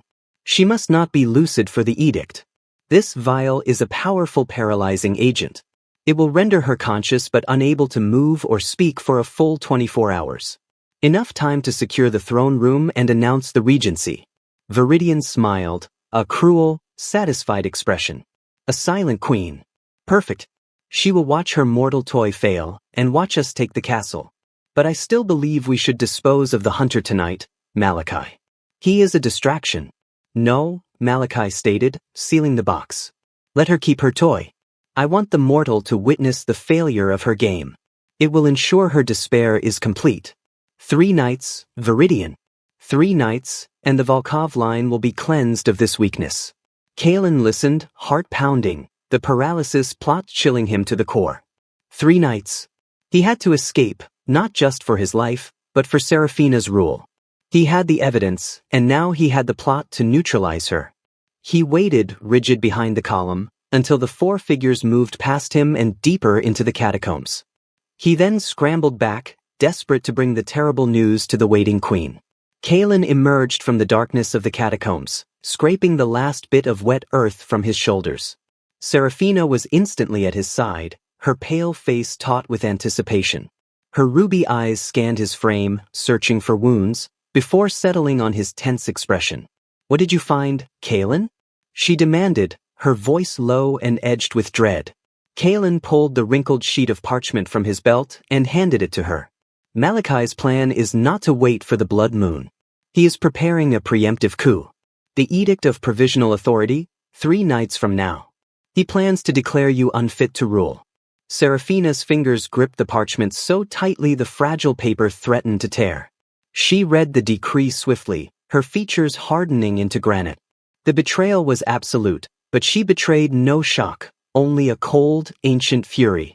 "Treason," she hissed, the word a deadly venom. "He misjudged my patience, but he hasn't misjudged the timing. 3 nights is too fast to rally my loyalists outside the castle. He will try to neutralize me first. He has a plan for that too," Kalen reported, his voice low. "A paralyzing agent, a pale blue liquid. Strong enough to render you conscious but completely immobile for 24 hours. He intends to use it to secure the throne room and announce the regency before you can fight back." Serafina closed her eyes briefly, her head tilting back as if absorbing the weight of centuries of betrayal. When she opened them, the weariness was gone, replaced by a ruthless, tactical focus. "The paralyzing agent is likely synthesized from the nightshade orchid, a rare plant found only in the deepest part of the Black Forest," Serafina explained, pacing rapidly across the ruined stone floor. "It is untraceable by mundane means. I cannot be poisoned by food or drink, and I am too powerful to be subdued by force without a pitched battle. Malachi knows this. He will use a different vector. A ceremonial ritual?" Kalen guessed. "Something that requires skin-to-skin contact, or a shared, ancient rite?" Serafina stopped, turning slowly to face him. Her eyes were piercing, evaluating Kalen not as an ally, but as a critical piece of a complex defense mechanism. "The greatest vulnerability of a high vampire is during the transfer of blood," she murmured, her voice dangerously seductive. "It is the most intimate, sacred, and powerful connection we have. A vampire receiving blood must lower their defenses completely to absorb the life essence. If he can force a small, ceremonial taste on me, the paralyzing agent will be instantly effective." Kalen understood the terror of the situation. Malachi would try to turn Serafina's sacred ritual into her downfall. "Then we stop him from forcing the contact," Kalen concluded. "That is reactive," Serafina dismissed him with a sharp wave of her hand. "We need a preemptive strike. I need to make myself immune to the paralysis, or, failing that, I need to make the transfer useless to him. There is only one way to counter the nightshade orchid, with a direct, focused transference of a pure, foreign essence." She advanced towards Kalen, the air thickening with a sudden, overwhelming heat, contrasting with the cold stone. She stood inches from him, the sheer force of her supernatural will pressing against his mortal frame. "Kalen's stone," Serafina whispered, her voice dropping to a low, dangerous growl. "You have proven you are not loyal to Malachi. You are pure, untainted by the sickness of this castle. Your mortal blood, so full of defiance and life, is the only antidote I can trust. If I consume a focused measure of your blood, not a lethal amount, but a binding one, my system will be charged with a foreign essence that will recognize and reject the nightshade toxin. Kaelin felt a cold dread mix with a strange, intoxicating fascination. She wasn't asking for a romantic embrace, she was asking for a calculated, clinical transfusion, yet the act itself was fraught with monumental, intimate risk. You want me to risk lethal exposure to a creature of the night, so you can neutralize the poison? Kaelin asked, trying to keep his voice steady. If you take too much, or if your instincts fail, the game ends tonight. I will not fail, Seraphina swore, her voice ringing with absolute certainty. But the transference must be complete. It cannot be a superficial wound. It must be a deep connection, enough for the essence to bind. She reached up, her long, sharp fingers gently tracing the pulse point in his neck, the spot where he was most vulnerable. Kaelin could feel the cold, demanding pressure of her nails just barely breaking the surface of his skin. You have 3 nights left to survive, Hunter, Seraphina continued, her eyes fixed on his. This act, this transference, will be the greatest risk of your challenge. But if we succeed, you buy yourself 27 more nights. And you gain a bond with me, an intimate knowledge of my nature that will make you invisible to my enemies. They will assume I have simply fed, and the threat of the human will be dismissed. Your survival becomes my weapon. Kaelin closed his eyes for a moment, weighing the terror against the necessity. He needed her alive to resurrect his niece. He needed her power focused and untainted. He opened his eyes and met her gaze, his own gray eyes shining with a desperate, self-sacrificing resolve. Do it, Seraphina, he commanded, his voice tight. But you take only what is necessary to reject the poison. Not a drop more. And after this, there are no more secrets between us. We are truly allies against your court. Seraphina smiled, a fleeting, triumphant expression that did not reach her predatory eyes. Agreed, Kaelin Stone. You continue to surprise me. Close your eyes, Hunter. And do not move. Her lips parted, the sharp tips of her fangs descending. The contact was not violent, but fiercely controlled. Kaelin felt a brief, burning pinch, followed by a sudden, dizzying sense of warmth being drawn out of his body. The sensation was intense, terrifying, yet strangely profound. He held absolutely still, trusting her promise, trusting her control, trusting the monster with his life. The moment lasted only seconds, but it felt like an eternity. Then the contact broke. Seraphina pulled back, her eyes briefly closed, a visible tremor of power running through her frame as she absorbed the essence. She licked her lips, her expression now one of absolute control, the faint, ruby glow of her eyes intensified. It is done, she murmured, her voice deeper, stronger. The poison will not work. You have bought me time, Kaelin, and you have made yourself a part of me, in the most primal way. Your scent, your essence, it is now mine. They will not look for you as an enemy anymore. They will assume you are my property. She reached out and roughly pulled Kaelin's head to her shoulder, pressing him into the cold leather. Now listen. Malachi expects me to retaliate. I won't. I will feign ignorance. For the next 3 days, you will not leave your tower, not even during the day. I will come to you nightly with plans. You are now the ghost in the machine. And you are safe, Hunter. Until the 27th night, when our original bargain is due. The confines of the South Tower quarters became the unlikely war room of Castle Volkov. For the next 3 days, Kaelin Stone did not venture out, not even into the relative safety of the daylight. The risk was too high. Malachi's faction would be looking for any sign of Seraphina's countermovement. Kaelin was the perfect hiding place, the perceived amusement that everyone had already written off. Seraphina visited him just after midnight on each of the remaining 3 nights, always moving like a shadow, shedding her royal demeanor for the intensity of a desperate tactician. The blood transference had subtly altered their dynamic. There was a raw, primal awareness between them now. Kaelin could sense the slightest shift in her mood, her focused rage, the thread of ancient fear that ran beneath her icy control. Seraphina, in turn, seemed unnerved by her own vulnerability, relying on a mere mortal for her political survival. On the night before Malachi's planned coup, Seraphina arrived with a map of the castle, drawn on fine, brittle parchment. She spread it out on the stone floor, using a torch brought specifically to light the details, casting dancing shadows on Kalen's face. Malachi's plan relies on three things, Serafina explained, tracing lines on the map with a sharp fingernail. First, the paralysis of the queen. Second, control of the two main gates to secure the castle from any external loyalist force. Third, the public announcement of the edict in the throne room at the height of the coup. The paralysis is neutralized, Kalen confirmed, touching the faint bite marks on his neck, scars of their bond. He won't know until he tries the transfer. That means he still plans to move his forces into position tonight. Exactly, Serafina agreed.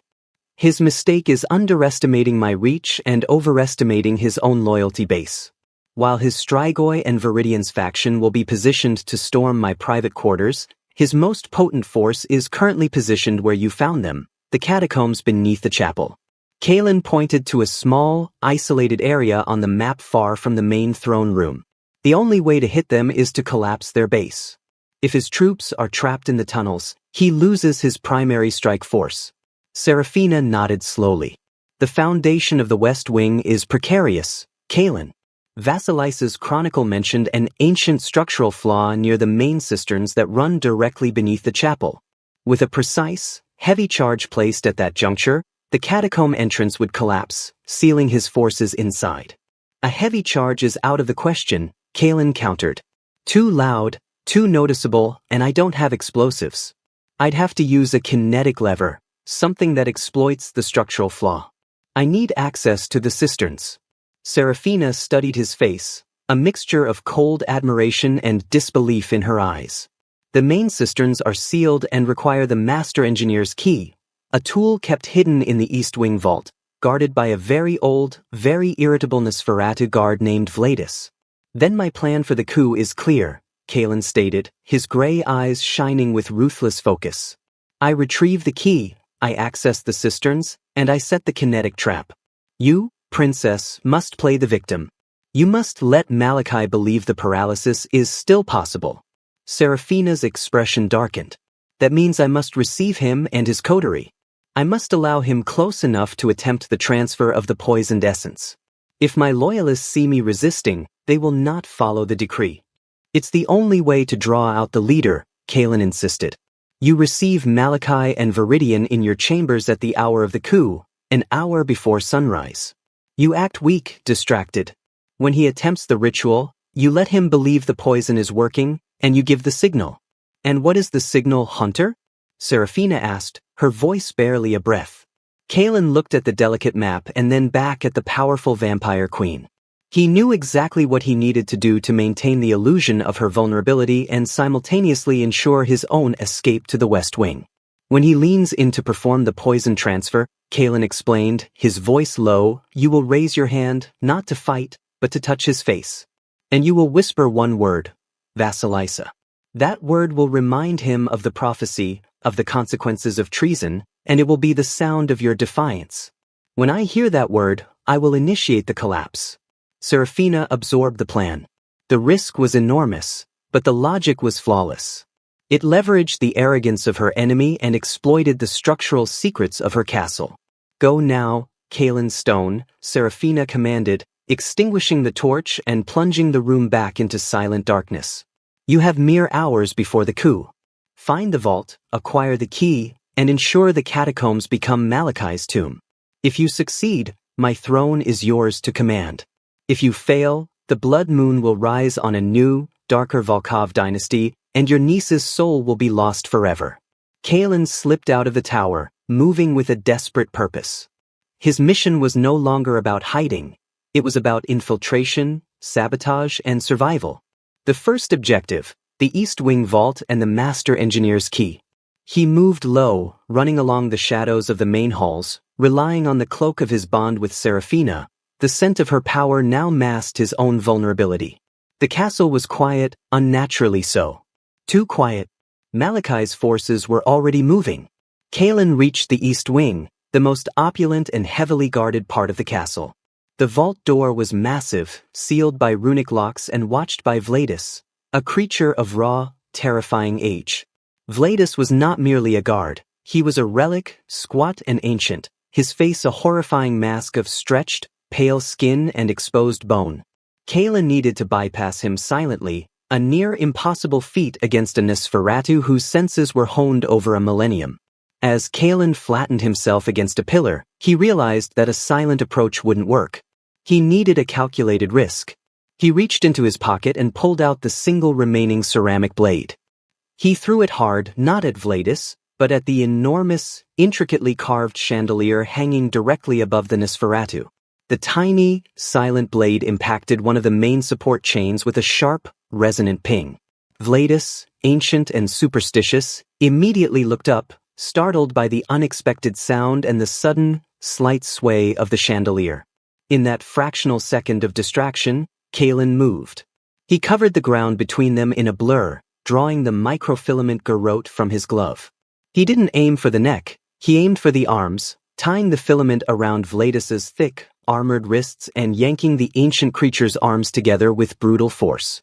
The Nosferatu let out a muffled, outraged bellow, but Kalen had already plunged his second, last ceramic blade deep into the creature's thick thigh, a non-lethal, but excruciatingly painful hit designed to slow his ancient metabolism. Vladis roared, stunned by the unexpected pain and the speed of the mortal. Kalen had bought himself less than a minute. He frantically worked the runic locks of the vault door. He remembered the specific counter-sequence from one of Vasilisa's earlier notes, a family safeguard. Click. The vault door groaned open. Kalen slipped inside, retrieved the heavy, oddly shaped master engineer's key from its velvet cradle, and was out, sealing the vault door shut just as Vladis was beginning to tear at the filament binding his wrists. Kalen was running now, the key heavy in his hand, his heart threatening to burst from his chest. The entire East Wing was awake. He was halfway across the castle, heading toward the cisterns beneath the chapel. The trap was set. Now he just had to spring it. The castle was now fully awake, though its awakening was silent and insidious.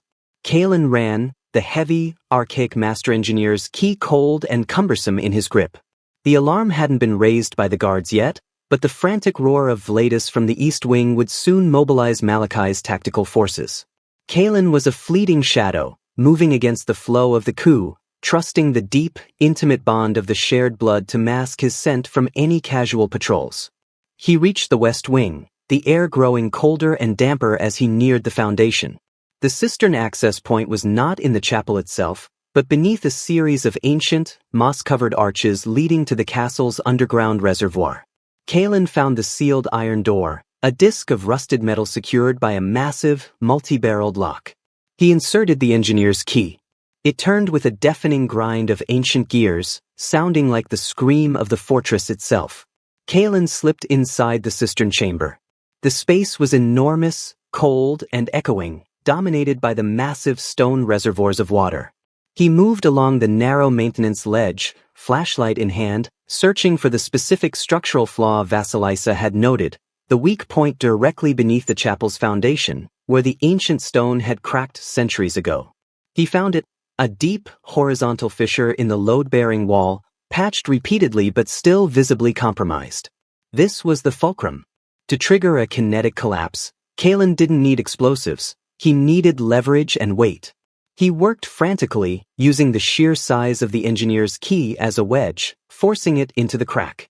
He then located a massive, discarded stone block, part of the original construction, and using the principles of physics and sheer desperate strength, he leveraged the block against the key, turning it into a makeshift, slow-motion battering ram aimed at the fissure. His muscles burned, his breath ragged in the cold, damp air. He was a fragile, mortal clock counting down to the moment of his queen's betrayal. Simultaneously, in the distant, opulent royal chambers of the East Wing, Serafina Volkov sat alone. She was dressed in a long, simple, crimson night robe, her white hair loose around her shoulders. She looked perfectly composed, yet profoundly weary, exactly the image of a queen mentally defeated by the stresses of her reign, and exactly as Malachi would expect to find her. The doors to her private antechamber burst open. Lord Malachi stood there, flanked by Lady Viridian and 4 silent Strigoi guards. The time was just before dawn, the darkest, quietest hour of the coup. Malachi's expression was one of controlled triumph. My queen, he said, his voice laced with false concern. You look unwell. The stresses of governance have clearly become too much. It falls to me, as regent, to assume the burdens you can no longer bear. Serafina raised her hand weakly, her voice a strained whisper, playing her part flawlessly. Malachi, what is the meaning of this intrusion? You trespass on private ground. Treason must be answered with necessity, my queen, Malachi replied, stepping forward. He held the silver box containing the paralyzing agent, his eyes cold and devoid of affection. But no force is necessary. Only cleansing. The court requires your lucidity for the ritual transfer of power. It is a necessary, spiritual cleansing, Serafina. You must be prepared to receive the ancient power. Viridian stepped forward, her violet eyes shining with malice. She held a shallow, ornate cup, the recipient of the blood that would be transferred. Drink, my queen, Malachi commanded, holding the paralyzing vial aloft. For the good of the Volkov line. Serafina knew this was the moment. She allowed her hand to tremble as she reached for the cup. She let her face convey confusion and slow, dawning horror. She had to sell the moment perfectly. She raised the cup, paused, and then deliberately fumbled, allowing a few drops of the unpoisoned liquid to spill onto the marble floor. Malachi's patience snapped. Enough, he roared. He seized her arm, his grip like iron, and thrust the vial of paralyzing agent towards the cup, intending to dose the liquid before forcing her to drink. As he moved in, Serafina acted. She didn't fight his strength, she embraced the intimacy of the moment. She raised her free hand, not to strike, but to lightly touch the cold, sharp plane of Malachi's cheek, mimicking a gesture of weak, dying affection. She looked him directly in the eye, and whispered the single, damning word, Vasilisa. In the depths of the cistern, Kalen heard nothing, but he felt the signal. The whispered word, transmitted through the subtle psychic resonance of their shared bond, hit him like a physical shock. He gave one final, desperate heave on the stone block. The engineer's key, wedged deep in the fissure, acted as the pivot. The immense pressure, focused on the structural flaw, reached the critical point. With a deep, horrifying rumble, the ancient foundation wall gave way. It wasn't an explosion, but a massive, sustained implosion. The entire load-bearing section beneath the chapel collapsed inward. The deafening sound of tons of stone, water, and earth crashing down echoed through the foundation, instantly sealing the entrance to the catacombs and burying Malachi's main forces, including the 2 guards, in a geological coffin. In the queen's chambers, the noise was a distant, but unmistakable roar. The castle shuddered violently. Malachi's face, which had been contorted with triumph, froze in utter disbelief. He was still holding the paralyzing vial, his hand poised over the cup. He looked from Serafina to the ceiling, the full horror of the situation dawning on him. What have you done? Malachi whispered, his voice shaking with betrayed rage. He knew that sound, the collapse of the catacombs. His entire army was gone. Serafina smiled, a slow, terrifying expression of ancient victory. Her eyes were no longer weak, they blazed with the full, unbridled power of the Blood Moon Queen. I only kept my bargain, Malachi, Serafina stated, her voice now ringing with authority. I neutralized the poison. And I neutralized the treason. The Blood Moon is mine to rule, not yours to seize. She released the paralyzing vial from his frozen grip. Malachi, realizing the blood bond had been a tactical ruse, screamed in fury and lunged for her throat. But Serafina was ready.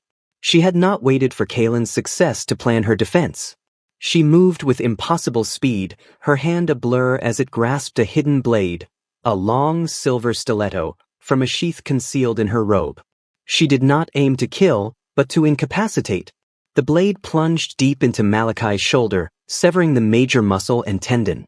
Malachi cried out, a sound of profound pain and humiliation, staggering back, his plot shattered, his body damaged, and his forces entombed. Lady Viridian, seeing the immediate and total failure, screamed and tried to flee, but Serafina's loyalists, who had been waiting in a hidden chamber, burst into the room, quickly overwhelming the remaining Strigoi and seizing both Malachi and Viridian. The coup was over. Serafina had won. And Kalen, the mortal who had risked his life to expose the plot, was still alive, deep in the castle's foundation, waiting to emerge into a world where the power balance had shifted irrevocably. Kalen Stone climbed out of the cistern chamber, his body exhausted, his clothes soaked and smelling of wet earth and old stone. He didn't wait to lock the access point. His priority was re-entry and verification. He moved back through the silent, cold corridors of the West Wing, a shadow of chaos walking into the heart of a resolved coup. He finally reached the East Wing, now humming with a quiet, professional energy. Seraphina's loyalists, pale, disciplined vampires he hadn't seen before, moved swiftly, securing the area, but their movements were respectful, reflecting a regime restored. As Kalen rounded the corner leading to the Queen's chambers, he was intercepted by one of the guards. "Halt, identify yourself," the vampire commanded, a long, ornate rapier instantly pointed at Kalen's chest. "I am Kalen Stone," he stated, his voice raspy from exertion. "I am here by the Queen's command. The mission is complete." The guard frowned, confused. He looked Kalen up and down, a dripping, mud-covered mortal carrying the faint, unmistakable metallic scent of his queen's essence. Before the guard could make a decision, a commanding voice cut through the air. "Stand down, Cashin. He is with me." Seraphina stood in the doorway of her chambers. She was still in the crimson robe, but her composure was now absolute. The fear and tension were gone, replaced by the terrifying serenity of a victor. She moved with an easy, chilling grace, a silver cloth in her hand, wiping a smear of blood from the blade of the stiletto. The blood was dark, Malachi's, not Kalen's. The guard immediately stepped aside, though his eyes remained wide with confusion and suspicion. Seraphina motioned Kalen into the antechamber. The room was clean, the only sign of the struggle being the faint scent of ozone and the lingering metallic tang of vampire blood. Malachi and Viridian were gone. "You succeeded, Hunter," Seraphina stated, her voice low with potent satisfaction. "The catacombs are sealed. Malachi's main force is neutralized. He and Viridian have been taken to the deepest dungeons for formal judgment. My rule is secure, and the threat of the edict is nullified." Kalen leaned heavily against a marble column, his energy spent. "And you? Are you harmed?" A scratch on the shoulder, quickly healed, Seraphina replied, a ghost of a smile touching her lips. "And a necessary lesson learned. Never underestimate the ambition of an advisor. You saved my throne, Kalen Stone. You were the perfect weapon, unseen, underestimated, and devastatingly efficient." She walked toward him, the shift in their dynamic palpable. She was no longer speaking to a prisoner, nor even just an ally. She was speaking to a partner in high treason, bound by blood and a massive shared secret. "Your challenge is now officially altered," Seraphina declared, standing before him. "The survival portion of the contract is superseded by your role in saving the Volkov line. You have 24 nights left, and you are no longer confined to the South Tower. You have earned your place in this castle. You are my consultant, a title that grants you complete access to the public areas and protection from all remaining court members. No one, not even the Strigoi, will touch you without my specific decree." Kalen shook his head slightly, trying to clear the lingering exhaustion. "I didn't do this for a title, Seraphina. I did it for the bargain. The ritual of the undone knot and the life of my niece. The political games are over. Now we focus on the true goal." "And we shall," Seraphina agreed, her expression turning serious. "The blood moon is rapidly approaching.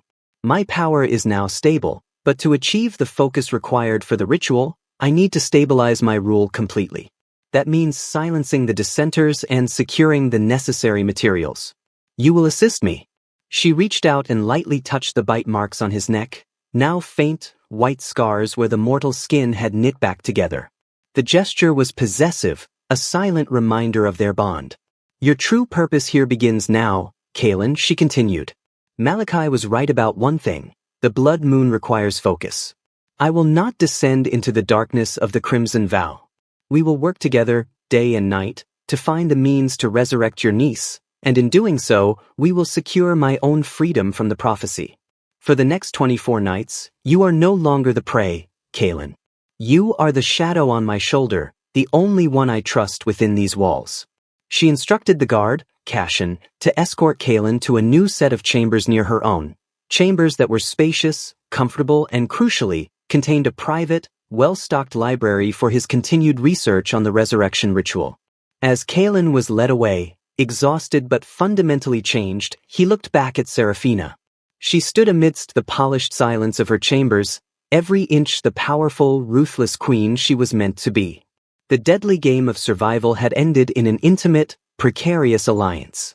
Kalen had walked into the lair of the vampire to save a life, and in doing so, he had become the political and emotional anchor of the Blood Moon Princess. The new chambers granted to Kalen were spacious and, for Castle Volkov, almost luxurious. They were far from the South Tower's cold, damp isolation, situated in a quiet wing just 2 floors below Serafina's own private suite. The shift in his status was profound. He was no longer a captive waiting for his inevitable death, but a crucial component of the Queen's survival. The remaining court, now subdued and fearful following Malachi's swift destruction, treated Kalen with a careful blend of suspicion and respect, recognizing the scent of their queen's power that now clung to him. The true work began immediately.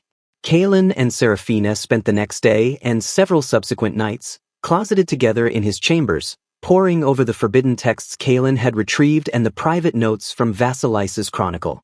The shared focus was intense, creating a different kind of intimacy, one of minds, not just blood.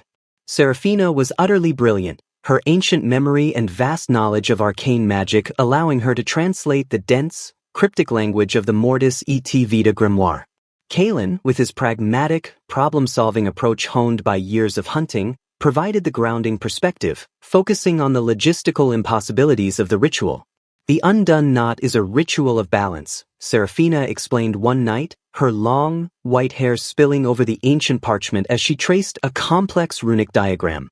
The faint, metallic scent of his blood, which she had consumed, was a constant, subtle presence between them, amplifying their connection. To restore a life, a pure soul must be guided back across the threshold of death. The price, as we know, is the willing surrender of a living soul, your life essence, Kalen. Kalen ran a hand over his tired face. The text specifically mentions a willing sacrifice, Serafina. Does it also specify that the guiding soul must be mortal? Serafina paused, her ruby eyes tracing a particularly dense section of the text. The primary components are focused life essence and absolute power to conduct the transference. Vasilice notes that a vampire soul is too corrupted by the essence of the night to serve as a pure guide. It risks drawing the dead soul to the same fate. But what if it's a soul that chooses its sacrifice? Kalen pressed, looking at the entry in Vasilice's chronicle. Vasilice speaks of a way to purify the essence through an act of absolute, selfless devotion. A way to clean the darkness out of the guiding soul. Is that related to the counter-ritual for the Crimson Vow? Serafina looked up, the intensity in her eyes breathtaking. That is the key, Kalen. The counter-ritual, the one I am seeking to avoid the vow, requires an absolute sacrifice, the willing surrender of an immortal soul to the light. It is meant to burn away the darkness and free the vampire from its eternal contract. If I could perform that sacrifice, not only would I break the vow, but my essence would become the purified, guiding soul for the resurrection ritual. The realization hit them both with the force of a revelation.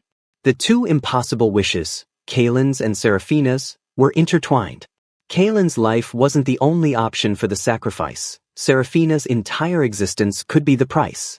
You would sacrifice your immortality to bring my niece back, Kalen whispered, the enormity of the exchange settling over him. Serafina didn't flinch. I would sacrifice my eternity to avoid becoming the mindless monster Malachi wished for. And if that sacrifice also frees your niece, then my existence gains a meaning beyond endless tyranny. However, the absolute sacrifice is a myth for a reason. It requires an outside catalyst, a tether to the world of the living, to prevent the purified soul from simply dissolving. Kalen felt a sudden, profound connection to her, born of shared purpose and shared danger. He reached out and lightly covered the hand Serafina had resting on the parchment. His touch was warm against her perpetual coldness. I am your tether, Kalen said, his voice steady. You took my blood, Serafina. We are bound. My mortal life essence, full of fight and will, is what binds you to this world, preventing your complete dissolution. I will be your anchor for the absolute sacrifice, and you will be the purified guide for the undone knot. The moment stretched, silent and electric. It was more than a plan, it was a pact of shared destiny. Serafina leaned closer, her eyes searching his, seeking any hint of deceit or fear. She found none. She found only a pragmatic acceptance of an impossible mission. Then we have a new purpose, Hunter, Serafina finally conceded, her voice husky. The materials required for the absolute sacrifice ritual are rare. The tear of the first morning, a crystal found only in the deepest catacombs, and a lock of hair from a pure-blooded Volkov ancestor, to focus the release of the immortal essence. And we have only 22 nights left before the blood moon. She rose suddenly, breaking the intensity of the moment. Get some rest, Kaelin. Tonight, you work for me. Tomorrow, you work with me. We begin the hunt for the artifacts at dawn. As Serafina left his chambers, moving with her signature silent grace, Kaelin was left alone with the maps and the grimoires. The predatory game had evolved into a desperate partnership, held together by a single thread of pure, defiant hope against the ancient rules of the night. Kaelin knew that to save his niece, he might lose his life, but he also knew that to save Serafina, he had to risk his soul. The 5th day after the failed coup marked Kaelin and Serafina's first joint venture into the forgotten parts of Castle Volkov. The atmosphere was charged with a tension that was less about fear and more about the profound strangeness of their alliance. Serafina was navigating the political fallout of Malachai's treason during the day, ensuring the court understood her absolute authority. At night, she and Kaelin were equal partners in a hunt for relics, bound by the fragile hope of avoiding prophecy. They started just after midnight, heading deep into the foundation where Kaelin had previously done his sabotage, the remnants of the chapel's collapse. Serafina wore a practical, heavy leather ensemble, moving with a silent, feline grace. Kaelin was equipped with tools he had been allowed to scavenge, ropes, a specialized flint and steel lamp, and a hunting knife, his ceramic blades now lost in the depths of the cistern. The tear of the first morning is an ancient crystal, Serafina explained as they descended into the cold, jagged opening Kaelin had created near the sealed catacombs. It forms only in places untouched by light for millennia, absorbing the concentrated essence of geological time. The deepest caves beneath the castle, the crypts of the first Volkovs, are the only possible source. Kaelin secured a rope, his focus entirely pragmatic. The collapse has made the lower tunnels unstable. I lead. If anything shifts, you use your wings to stabilize us. We move as slow as possible. Serafina gave a curt nod. She was accustomed to commanding, not following, but here, in the unstable darkness of the earth, Kaelin's mortal expertise in navigation and survival was undeniably superior. They descended into a complex network of unmapped tunnels, far deeper than the catacombs Malachai had used. The air grew thick, carrying the mineral scent of quartz and limestone. The only illumination came from Kaelin's lamp, casting dancing, erratic shadows on the rough-hewn walls. As they moved, Kaelin felt the subtle, unnerving pull of their shared bond, a quiet, thrumming awareness. He could sense Serafina's impatience, her desperate need to find the crystal, but also a strange, almost childlike curiosity about the tunnels, a part of her own home that even she had never explored. After what felt like hours, the tunnels opened into a vast, natural cavern. The floor was covered in pale, powdery silt, and the ceiling was impossibly high, a black vault disappearing into the darkness. In the center of the cavern, on a raised, flat slab of black basalt, sat a single, shimmering crystal. It was large and teardrop-shaped, emitting a soft, ethereal blue light that pulsed gently, like a slow heartbeat. The tear of the first morning, Serafina whispered, her voice filled with awe and triumph. It exists. It is the perfect container for the focused essence of the absolute sacrifice. Kaelin moved forward, but Serafina stopped him with a sharp, warning gesture. The crystal will be guarded. Not by a creature, but by a Volkov ward. A protective spell against those not of the bloodline. Kaelin nodded, understanding the inherent danger. As Serafina prepared to approach the crystal, reciting a low, arcane chant to deactivate the ward, Kaelin's hunter instincts screamed a silent warning. The threat didn't come from the crystal. It came from above. A figure dropped from the shadows of the high ceiling, moving with a brutal, clumsy speed. It wasn't a vampire, it was a hulking, terrifyingly large gargoyle, a stone automaton animated by deep magic, one of the castle's ancient, hidden sentinels. "Not a ward," Kaelin shouted, pushing Seraphina hard out of the way, the distraction breaking her chant. "The sentinel. And it's not Malachi's, it's protecting the crystal." The gargoyle landed with a ground-shaking thud, its eyes glowing with dull, malicious fire. It wasn't fast, but its sheer stone strength was devastating. Its first swing, a massive stone fist, shattered the basalt slab where the crystal sat. Seraphina scrambled to her feet, her features contorted with rage at the attack and the interruption of her delicate spell work. "It is protecting the crystal with excessive force," she yelled. Kaelin didn't hesitate. He knew he couldn't fight stone with steel. He moved under the sentinel's massive bulk, drawing its focus. "It's a construct. Find the core." Seraphina, though infuriated, quickly assessed the situation. She drew on her immense strength, striking the gargoyle's leg with a focused, non-lethal blow that sent ripples of power through the stone. It barely staggered the creature.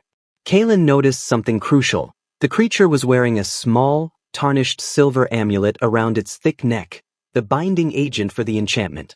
As the gargoyle raised its fist for another crushing blow, Kaelin leaped onto its back, climbing the rough stone of its shoulder. The sentinel roared, thrashing wildly. Seraphina moved to distract it, her hands glowing with controlled, dark energy. She slammed a wave of power into the sentinel's chest, slowing its movements for a crucial second. Kaelin seized the opportunity. He reached for the amulet, his fingers scraping against the stone. He used his hunting knife, not to cut, but to pry the tarnished silver from the construct's throat. The moment the amulet broke free, the sentinel froze. The malevolent glow in its eyes extinguished. The massive construct collapsed with a sound like a landslide, settling onto the cavern floor in a massive heap of inert stone. Kaelin scrambled off the rubble, bruised but unharmed. Seraphina rushed to the fractured basalt slab. The tear of the first morning, however, was safe. Though the slab was destroyed, the crystal itself lay on the stone, shimmering with the same gentle blue light. "The crystal is ours," Seraphina breathed, carefully picking up the relic. It was cold to the touch, and its light cast strange, ethereal shadows on her face, making her look both ancient and impossibly fragile. But the sentinel was unexpected. Kaelin countered, retrieving his knife. He ran a hand over the gargoyle's broken shell, and his fingers brushed against a piece of fabric trapped beneath the stone. A small, dark scrap of fine, expensive silk. Not the rough leather of a Strigoi, nor the royal velvet of Seraphina. Kaelin held the silk up to the lamp. It was a remnant of a cloak, subtly embroidered with the crest of a minor Volkov house, the house of Lord Corvus, a peripheral court member who had seemed entirely subservient to Seraphina. "We're not done with Malachi's loyalists," Kaelin stated grimly. "This sentinel wasn't placed here by an ancient ward. It was placed recently, specifically to guard the crystal. Someone was using this construct, and based on this fabric, I think it was Lord Corvus. He must have been waiting for someone to try and retrieve it." Seraphina's expression turned cold. The coup was suppressed, but the poison of treason lingered. Lord Corvus was still active in the castle, hiding his allegiance to Malachi and waiting for an opportunity. "Corvus," Seraphina said, the name a mere exhalation of frost. "His family controls the access to the Volkov crypts. He was guarding the crystal, and he must also be guarding the final relic, the lock of ancestral hair. He knew exactly what we were seeking." The shared victory had immediately morphed into renewed danger. They had the first piece of the ritual, but now they had a clear, active enemy within the castle walls who knew their ultimate goal. Their partnership was confirmed, their target defined, and the 20 remaining knights had just become a desperate hunt against a hidden enemy. The necessity of confronting Lord Corvus outweighed caution. Seraphina could not afford a hidden traitor who knew their plan and guarded their only means of escape and salvation. They left the caverns, the tear of the first morning crystal secured in Seraphina's private chest, and made their way through the castle to the main Volkov crypts. The crypts were located beneath the central church, a place where generations of the Volkov line were laid to rest. This was consecrated ground even by vampire standards, and rarely visited. Seraphina led the way, her face a mask of cold fury. Kalen followed, alert and ready, the scrap of Corvus's silk cloak secured in his pocket. The entrance was a massive, ornate iron gate, usually sealed by complex, centuries-old wards. Seraphina simply touched the iron bars, and the wards flared crimson and then instantly dissolved. "My blood is the key," she stated, sweeping into the dark, echoing chamber. The crypts were vast, a labyrinth of marble sarcophagi and grim statuary. The air was dry and thick with the scent of pulverized bone and stale incense. Seraphina stopped before a cluster of tombs belonging to the founding generation, the oldest and most powerful of the line. "The ancestral lock of hair," Seraphina whispered, pointing to the tomb of Dmitria Volkov, a queen from the Second Age. "It must be retrieved from the tomb of the purest bloodline to harness the focused essence for the absolute sacrifice." As if on cue, a thin, nervous voice echoed from the shadows behind a towering archway. "I was hoping you would come, my queen." Lord Corvus emerged. He was pale and slight, dressed in black silk, his eyes darting nervously between Kalen and Seraphina. He was alone, relying on the illusion of sanctuary rather than brute force. He was terrified but desperate. "You betrayed your queen, Corvus." Seraphina's voice was lethal ice, echoing off the marble. "You aided Malachi, you tried to guard the crystal, and now you stand between me and my ancestors." "Forgive me, your majesty," Corvus whined, clasping his hands together. "But I saw the danger. You are dallying with a mortal. You jeopardize the vow." Malachi understood duty. This attempt at mortal redemption will destroy the line." Corvus's eyes flickered towards Kalen, revealing his true fear, the fear of Seraphina's dangerous deviation from tradition. "The mortal, as you call him, saved my throne from your conspiracy," Seraphina said, taking a slow, deliberate step toward Corvus. "And I do not seek redemption. I seek absolute power, free from the constraints of your archaic prophecy. Now, step away from Demetria's tomb." Corvus shook his head, desperation giving him a thin veneer of courage. "I can't. This is my duty. I hid the lock of hair inside the tomb itself. Only I know the counterward. You cannot simply open a founding tomb, Seraphina. You must use the ceremony of request, or risk unleashing 1,000 years of ancestral wrath." Seraphina paused. Corvus was right. The crypts held ancient, unyielding magic. The ceremony of request required hours of ritual devotion, something they didn't have time for. Corvus believed he had stalemated the queen. Kalen, however, saw the weakness. Corvus was relying on ritual and fear. "He's bluffing about the ceremony," Kalen murmured to Seraphina, his voice low and firm. "He is buying time to activate a secondary trap." His eyes keep going to that small, empty niche near the archway. Seraphina glanced at Kalen, acknowledging the mortal's superior understanding of immediate threats. She trusted his instincts implicitly now, thanks to the blood bond. She turned back to Corvus, a terrifying smile spreading across her lips. "You mistake me, Corvus. I am the Blood Moon Queen. I do not request access to my ancestors' tombs. I command it." She raised her hand, not to cast a spell, but to unleash pure, raw power. She slammed a wave of unbridled kinetic force into the area Kalen had pointed out, the niche near the archway. The niche exploded, revealing a hidden compartment containing an active, glowing ward stone, Corvus's second trap. The stone shattered, the trap neutralized. Corvus gasped, his face ashen. He had been outmaneuvered and exposed. Seraphina then turned her full, terrifying attention back to the founding tomb of Demetria. She did not recite a chant. She did not follow the ritual. She placed both hands flat on the polished marble surface of the sarcophagus and focused the immense, dark power of her uncorrupted, defiant will. The air in the crypts began to vibrate violently. The marble of the tomb began to crack and grind, not from brute force, but from the immense supernatural pressure of Seraphina's lineage demanding entry. The sound was deafening, the pressure suffocating. With a final explosive crack, the massive marble lid of Demetria's tomb slid a few inches open, pushed by sheer dominance. A plume of dust and ancient energy escaped. Seraphina was breathing heavily, the effort visible even on her immortal frame. But the tomb was open. "Go," Kaelin, Seraphina commanded, her voice strained. He is neutralized by fear. Retrieve the lock of hair before the ancient ward stabilize and seal the tomb again. Kaelin didn't hesitate. He climbed onto the sarcophagus and, using his knife to wedge the lid open further, reached into the dust-filled darkness. He felt around until his fingers grasped a small, bundled object tied with a fraying ribbon, the ancestral lock of hair. He retrieved it and leaped back down. Corvus, having witnessed the terrifying display of power, a queen bypassing sacred ritual with sheer will, knew his cause was lost. He dropped to his knees, utterly defeated, weeping thin, black tears of terror. Seraphina looked down at the trembling traitor, the fury gone, replaced by a cold finality. She hadn't become the Dark Queen, but she had proven to be a ruthless, absolute ruler. You will be judged with Malachi, Corvus, Seraphina declared. But your family's line ends here. Treason against the blood moon is eternal.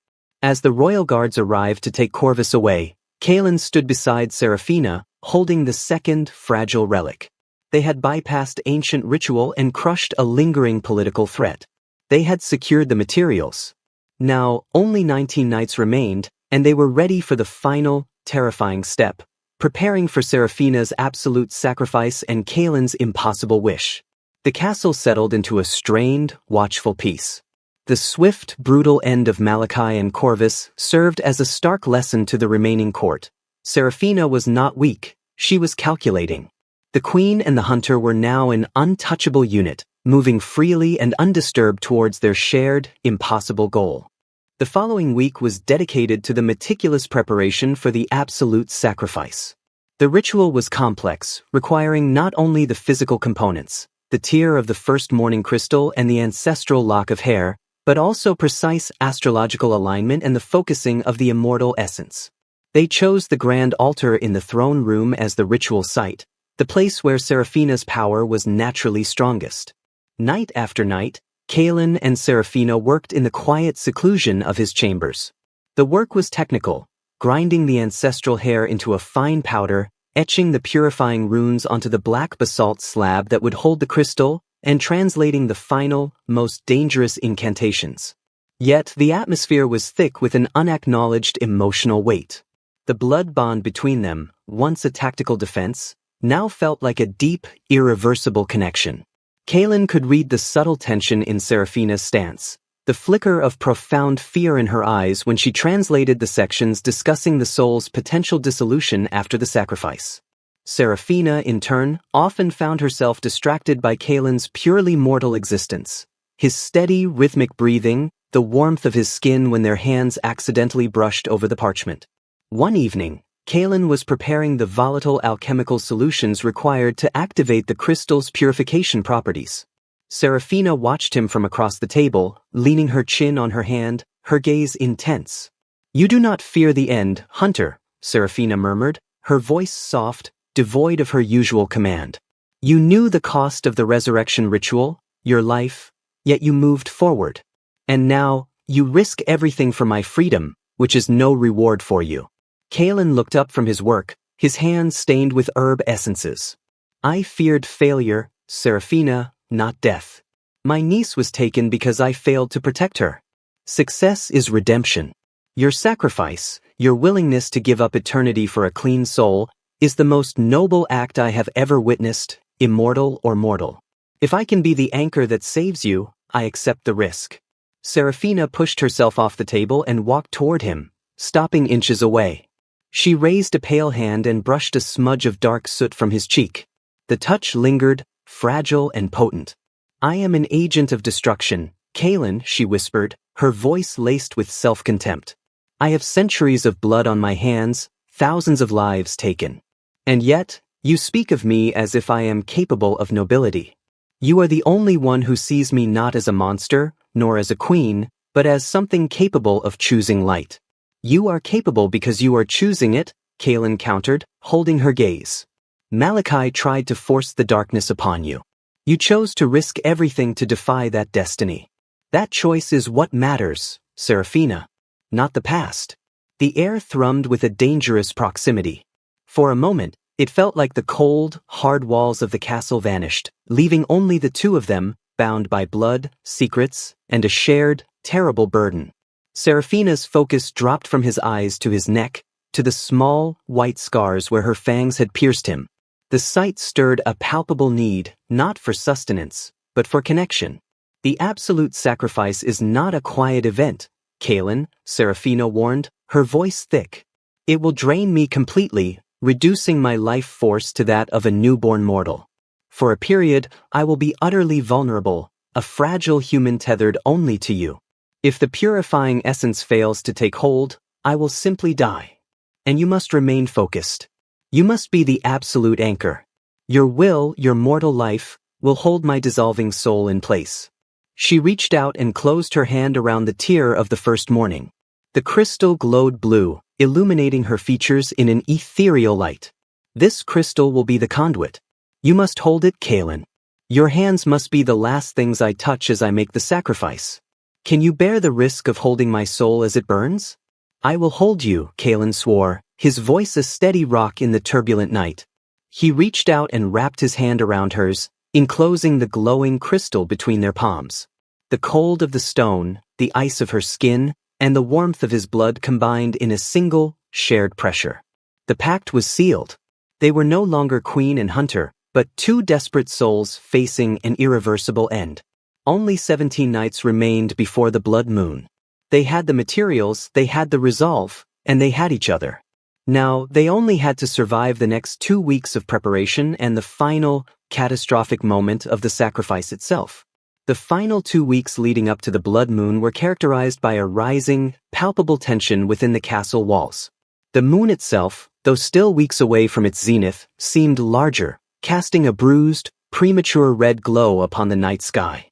This proximity amplified Seraphina's powers, making her stronger and more volatile, but also feeding the deep-seated instincts of her kind.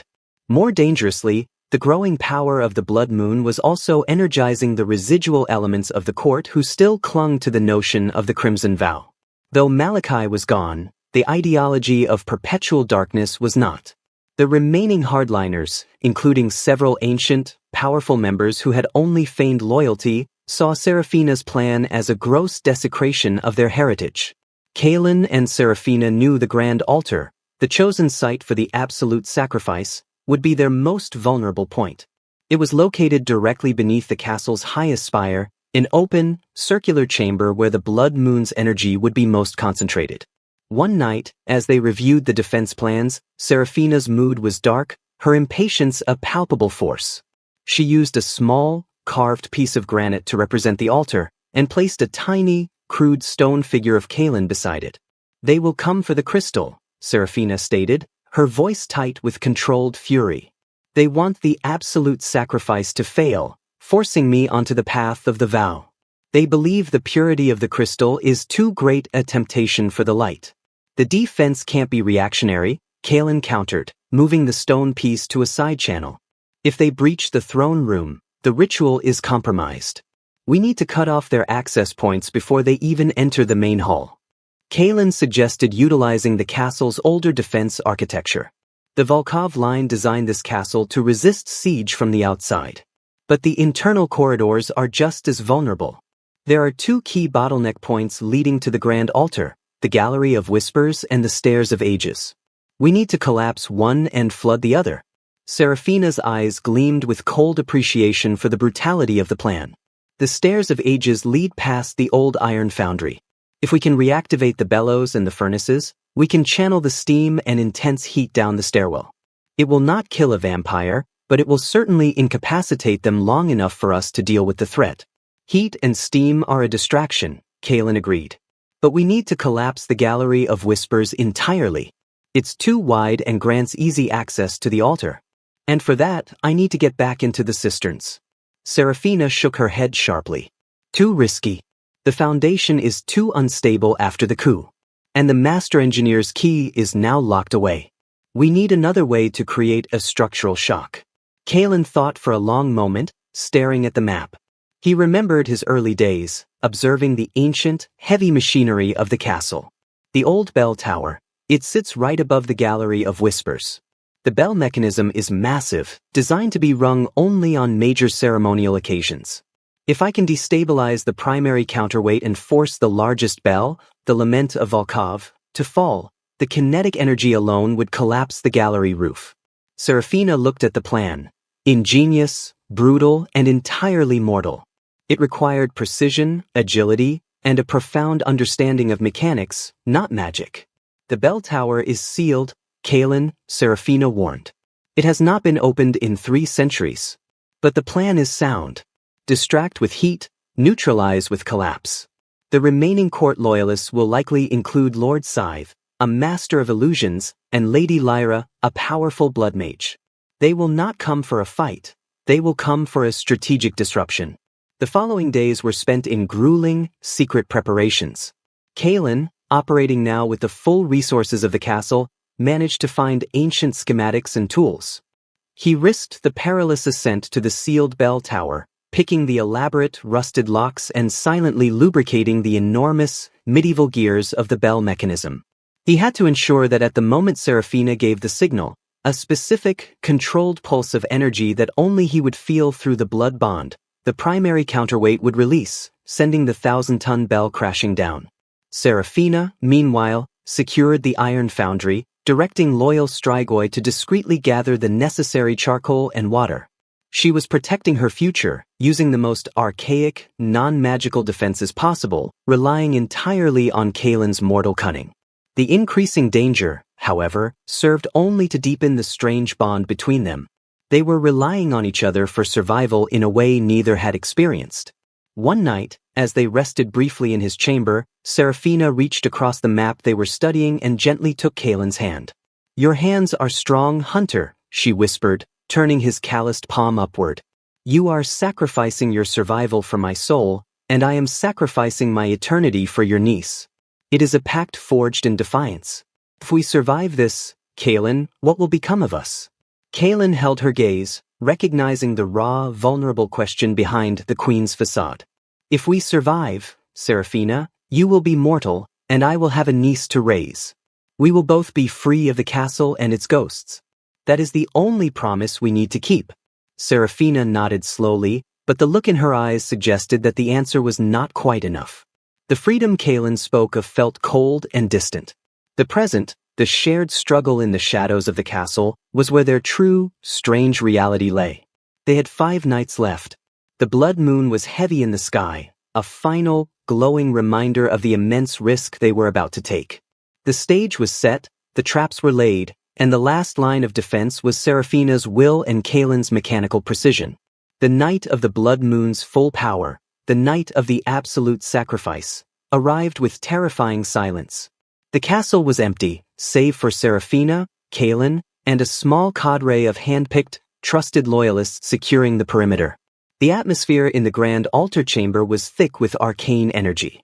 The room was illuminated only by the light of the blood moon, which poured through the massive dome, casting a deep, ominous crimson glow on the altar. The tier of the first morning crystal sat on the basalt slab, humming with potent, contained power. Serafina, dressed in a simple, unadorned white robe, looked impossibly pale, her eyes burning with resolute focus. Kalen was positioned near the altar, holding the crystal, the anchor of her entire existence.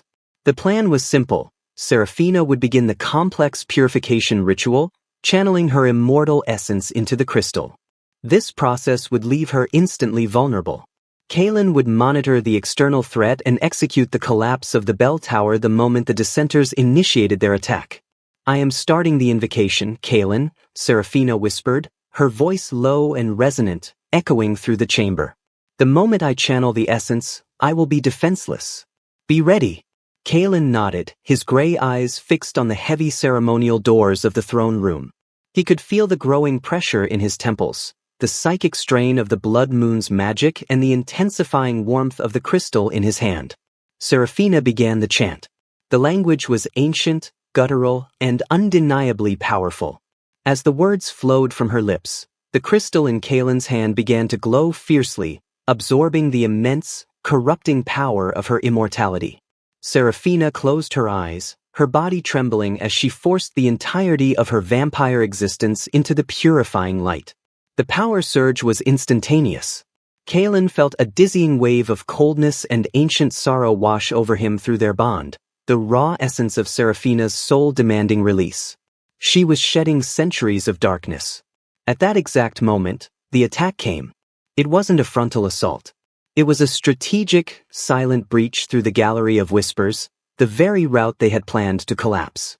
The heavy oak doors to the main hall burst inward, not with physical force, but with a powerful, concentrated burst of illusion magic.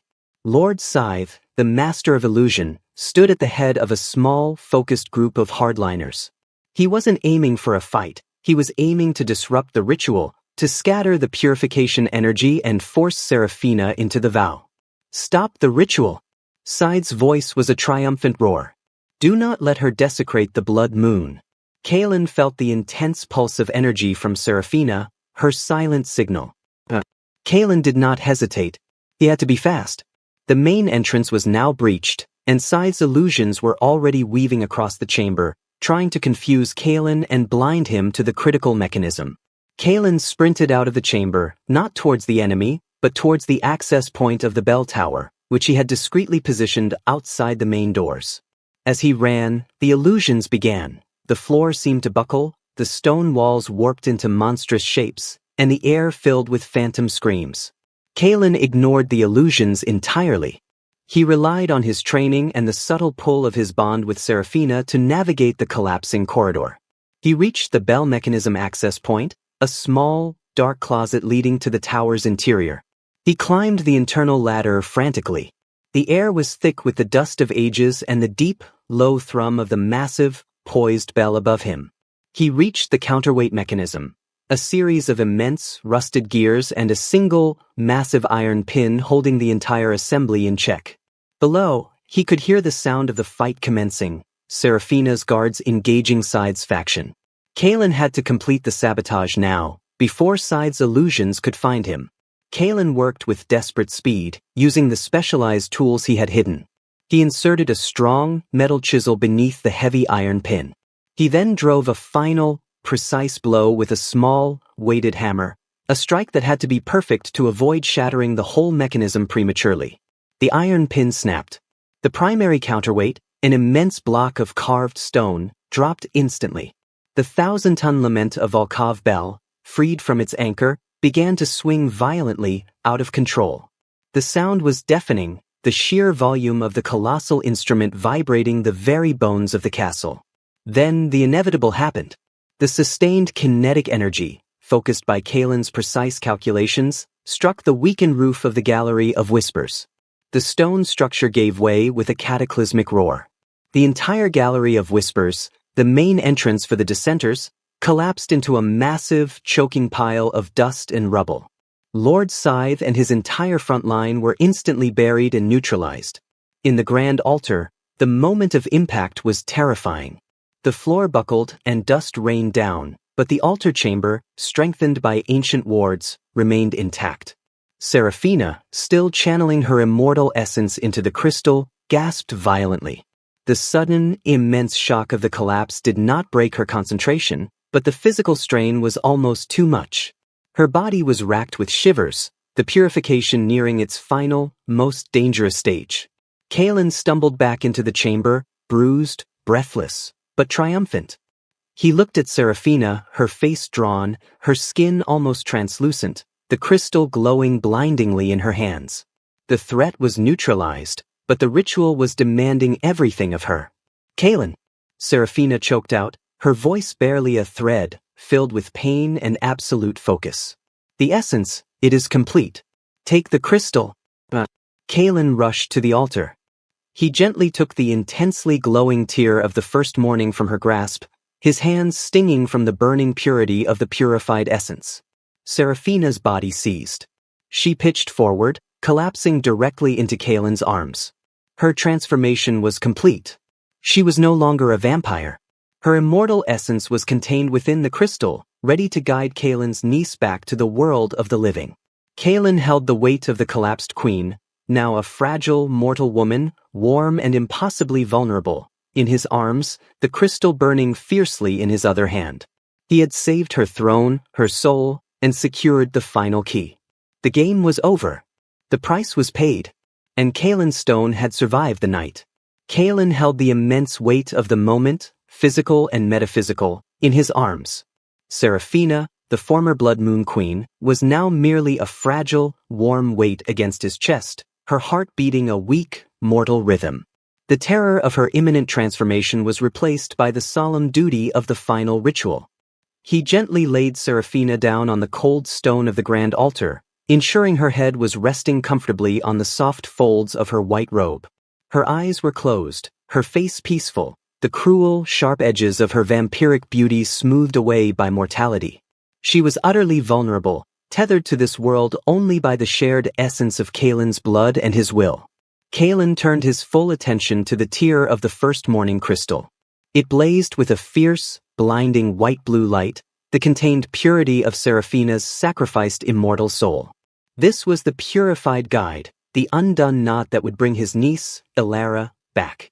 He placed the crystal carefully on the center of the altar. He then retrieved the last, crucial components he had prepared, a silver locket containing a lock of Ilara's hair, and a small, vial of his own blood, drawn moments before he had ascended the bell tower. Kalen knelt before the altar, facing the fierce glow of the crystal. He spoke the final, binding incantations from the Mortis et Vita grimoire, his voice steady and resolute, powered by years of bottled-up grief and the fierce promise of redemption. Ego vinco, et redo animum. I bind and I restore the soul. He placed the locket of Ilara's hair next to the crystal, drawing the pure, concentrated energy of the purified essence to it. Then, with a slow, deliberate movement, he poured the vial of his own blood over the crystal and the locket. The reaction was immediate and terrifying. The crystal flared into a column of searing, focused white light that shot straight towards the domed ceiling. The grand altar chamber became an intense epicenter of concentrated life energy. Kalen felt a powerful, invisible force trying to wrench the life essence from his own body, the price of the ritual. He fought the drain with sheer will, anchoring himself to the cold stone and the promise he had made. He was the vital tether, holding the entire ritual stable, his mortal heart pounding a frantic counter-rhythm to the forces of life and death swirling around him. The light pulsed, then began to coalesce, focusing entirely on the silver locket. The energy subsided, flowing back into the crystal and the locket, leaving the air humming with residual power. The crystal dimmed, its light now a soft, gentle blue. The locket was warm to the touch. The ritual was complete. The resurrection was successful. Kalen collapsed, exhausted, beside the altar, the drain on his life force leaving him weak, but alive. He looked at the crystal, then at the locket, his mission finally fulfilled. He didn't have time to process the magnitude of his success. A new sound entered the chamber, the soft, confused breathing of a young girl. Lying on a low marble slab near the altar, in the space where she had been taken years ago, was Ilara. She was pale, dressed in the simple white gown she had worn when she vanished, but she was breathing, her small chest rising and falling. Her eyes fluttered open, wide and confused, looking up at the strange, crimson-lit ceiling. "Kalen?" she whispered, her voice frail but undeniably present. Tears, the first Kalen had shed in years, tracked clean paths through the soot on his face. He pushed himself forward, scrambling to his niece, embracing her in a fierce, protective hug. "I'm here, Ilara. I'm here. You're safe. You're home." The shared, private moment of their reunion was the silent, absolute culmination of Kalen's impossible quest. He had paid the price, fought the monsters, and won. He looked back at the altar. Seraphina lay motionless. Kalen picked up his now sleeping niece and carried her gently, moving toward the fragile, new mortal on the altar. Kalen knelt beside Seraphina. He checked her pulse, weak but steady. Her breathing was shallow. She was a mortal woman now, fragile and completely dependent. He gently lifted her into his arms, pulling her white robe tighter around her frail body. As the first faint, gray light of the true dawn began to filter into the chamber, Seraphina's eyes opened. The ruby glow was gone, replaced by a soft, clear amber color, the color of a fragile human soul newly restored. She looked at Kalen, her expression clouded with confusion, the memory of centuries erased by the absolute sacrifice. She looked at the strange, beautiful crystal, then at the sleeping girl in his arms. Who are you? Serafina asked, her voice a soft, unfamiliar tremor. Where am I? Kalen held the mortal woman, the former queen, closer. He had rescued his niece and saved Serafina's soul, but the ancient bond was broken, replaced by the vulnerability of two strangers in a ruined castle. My name is Kalen, he said gently, looking into her newly mortal eyes. And you are free. You are Serafina. And we are going home. The final act of their story was not a battle, but a choice. The choice to leave the darkness behind and step into the uncertain, shared light of a fragile new dawn.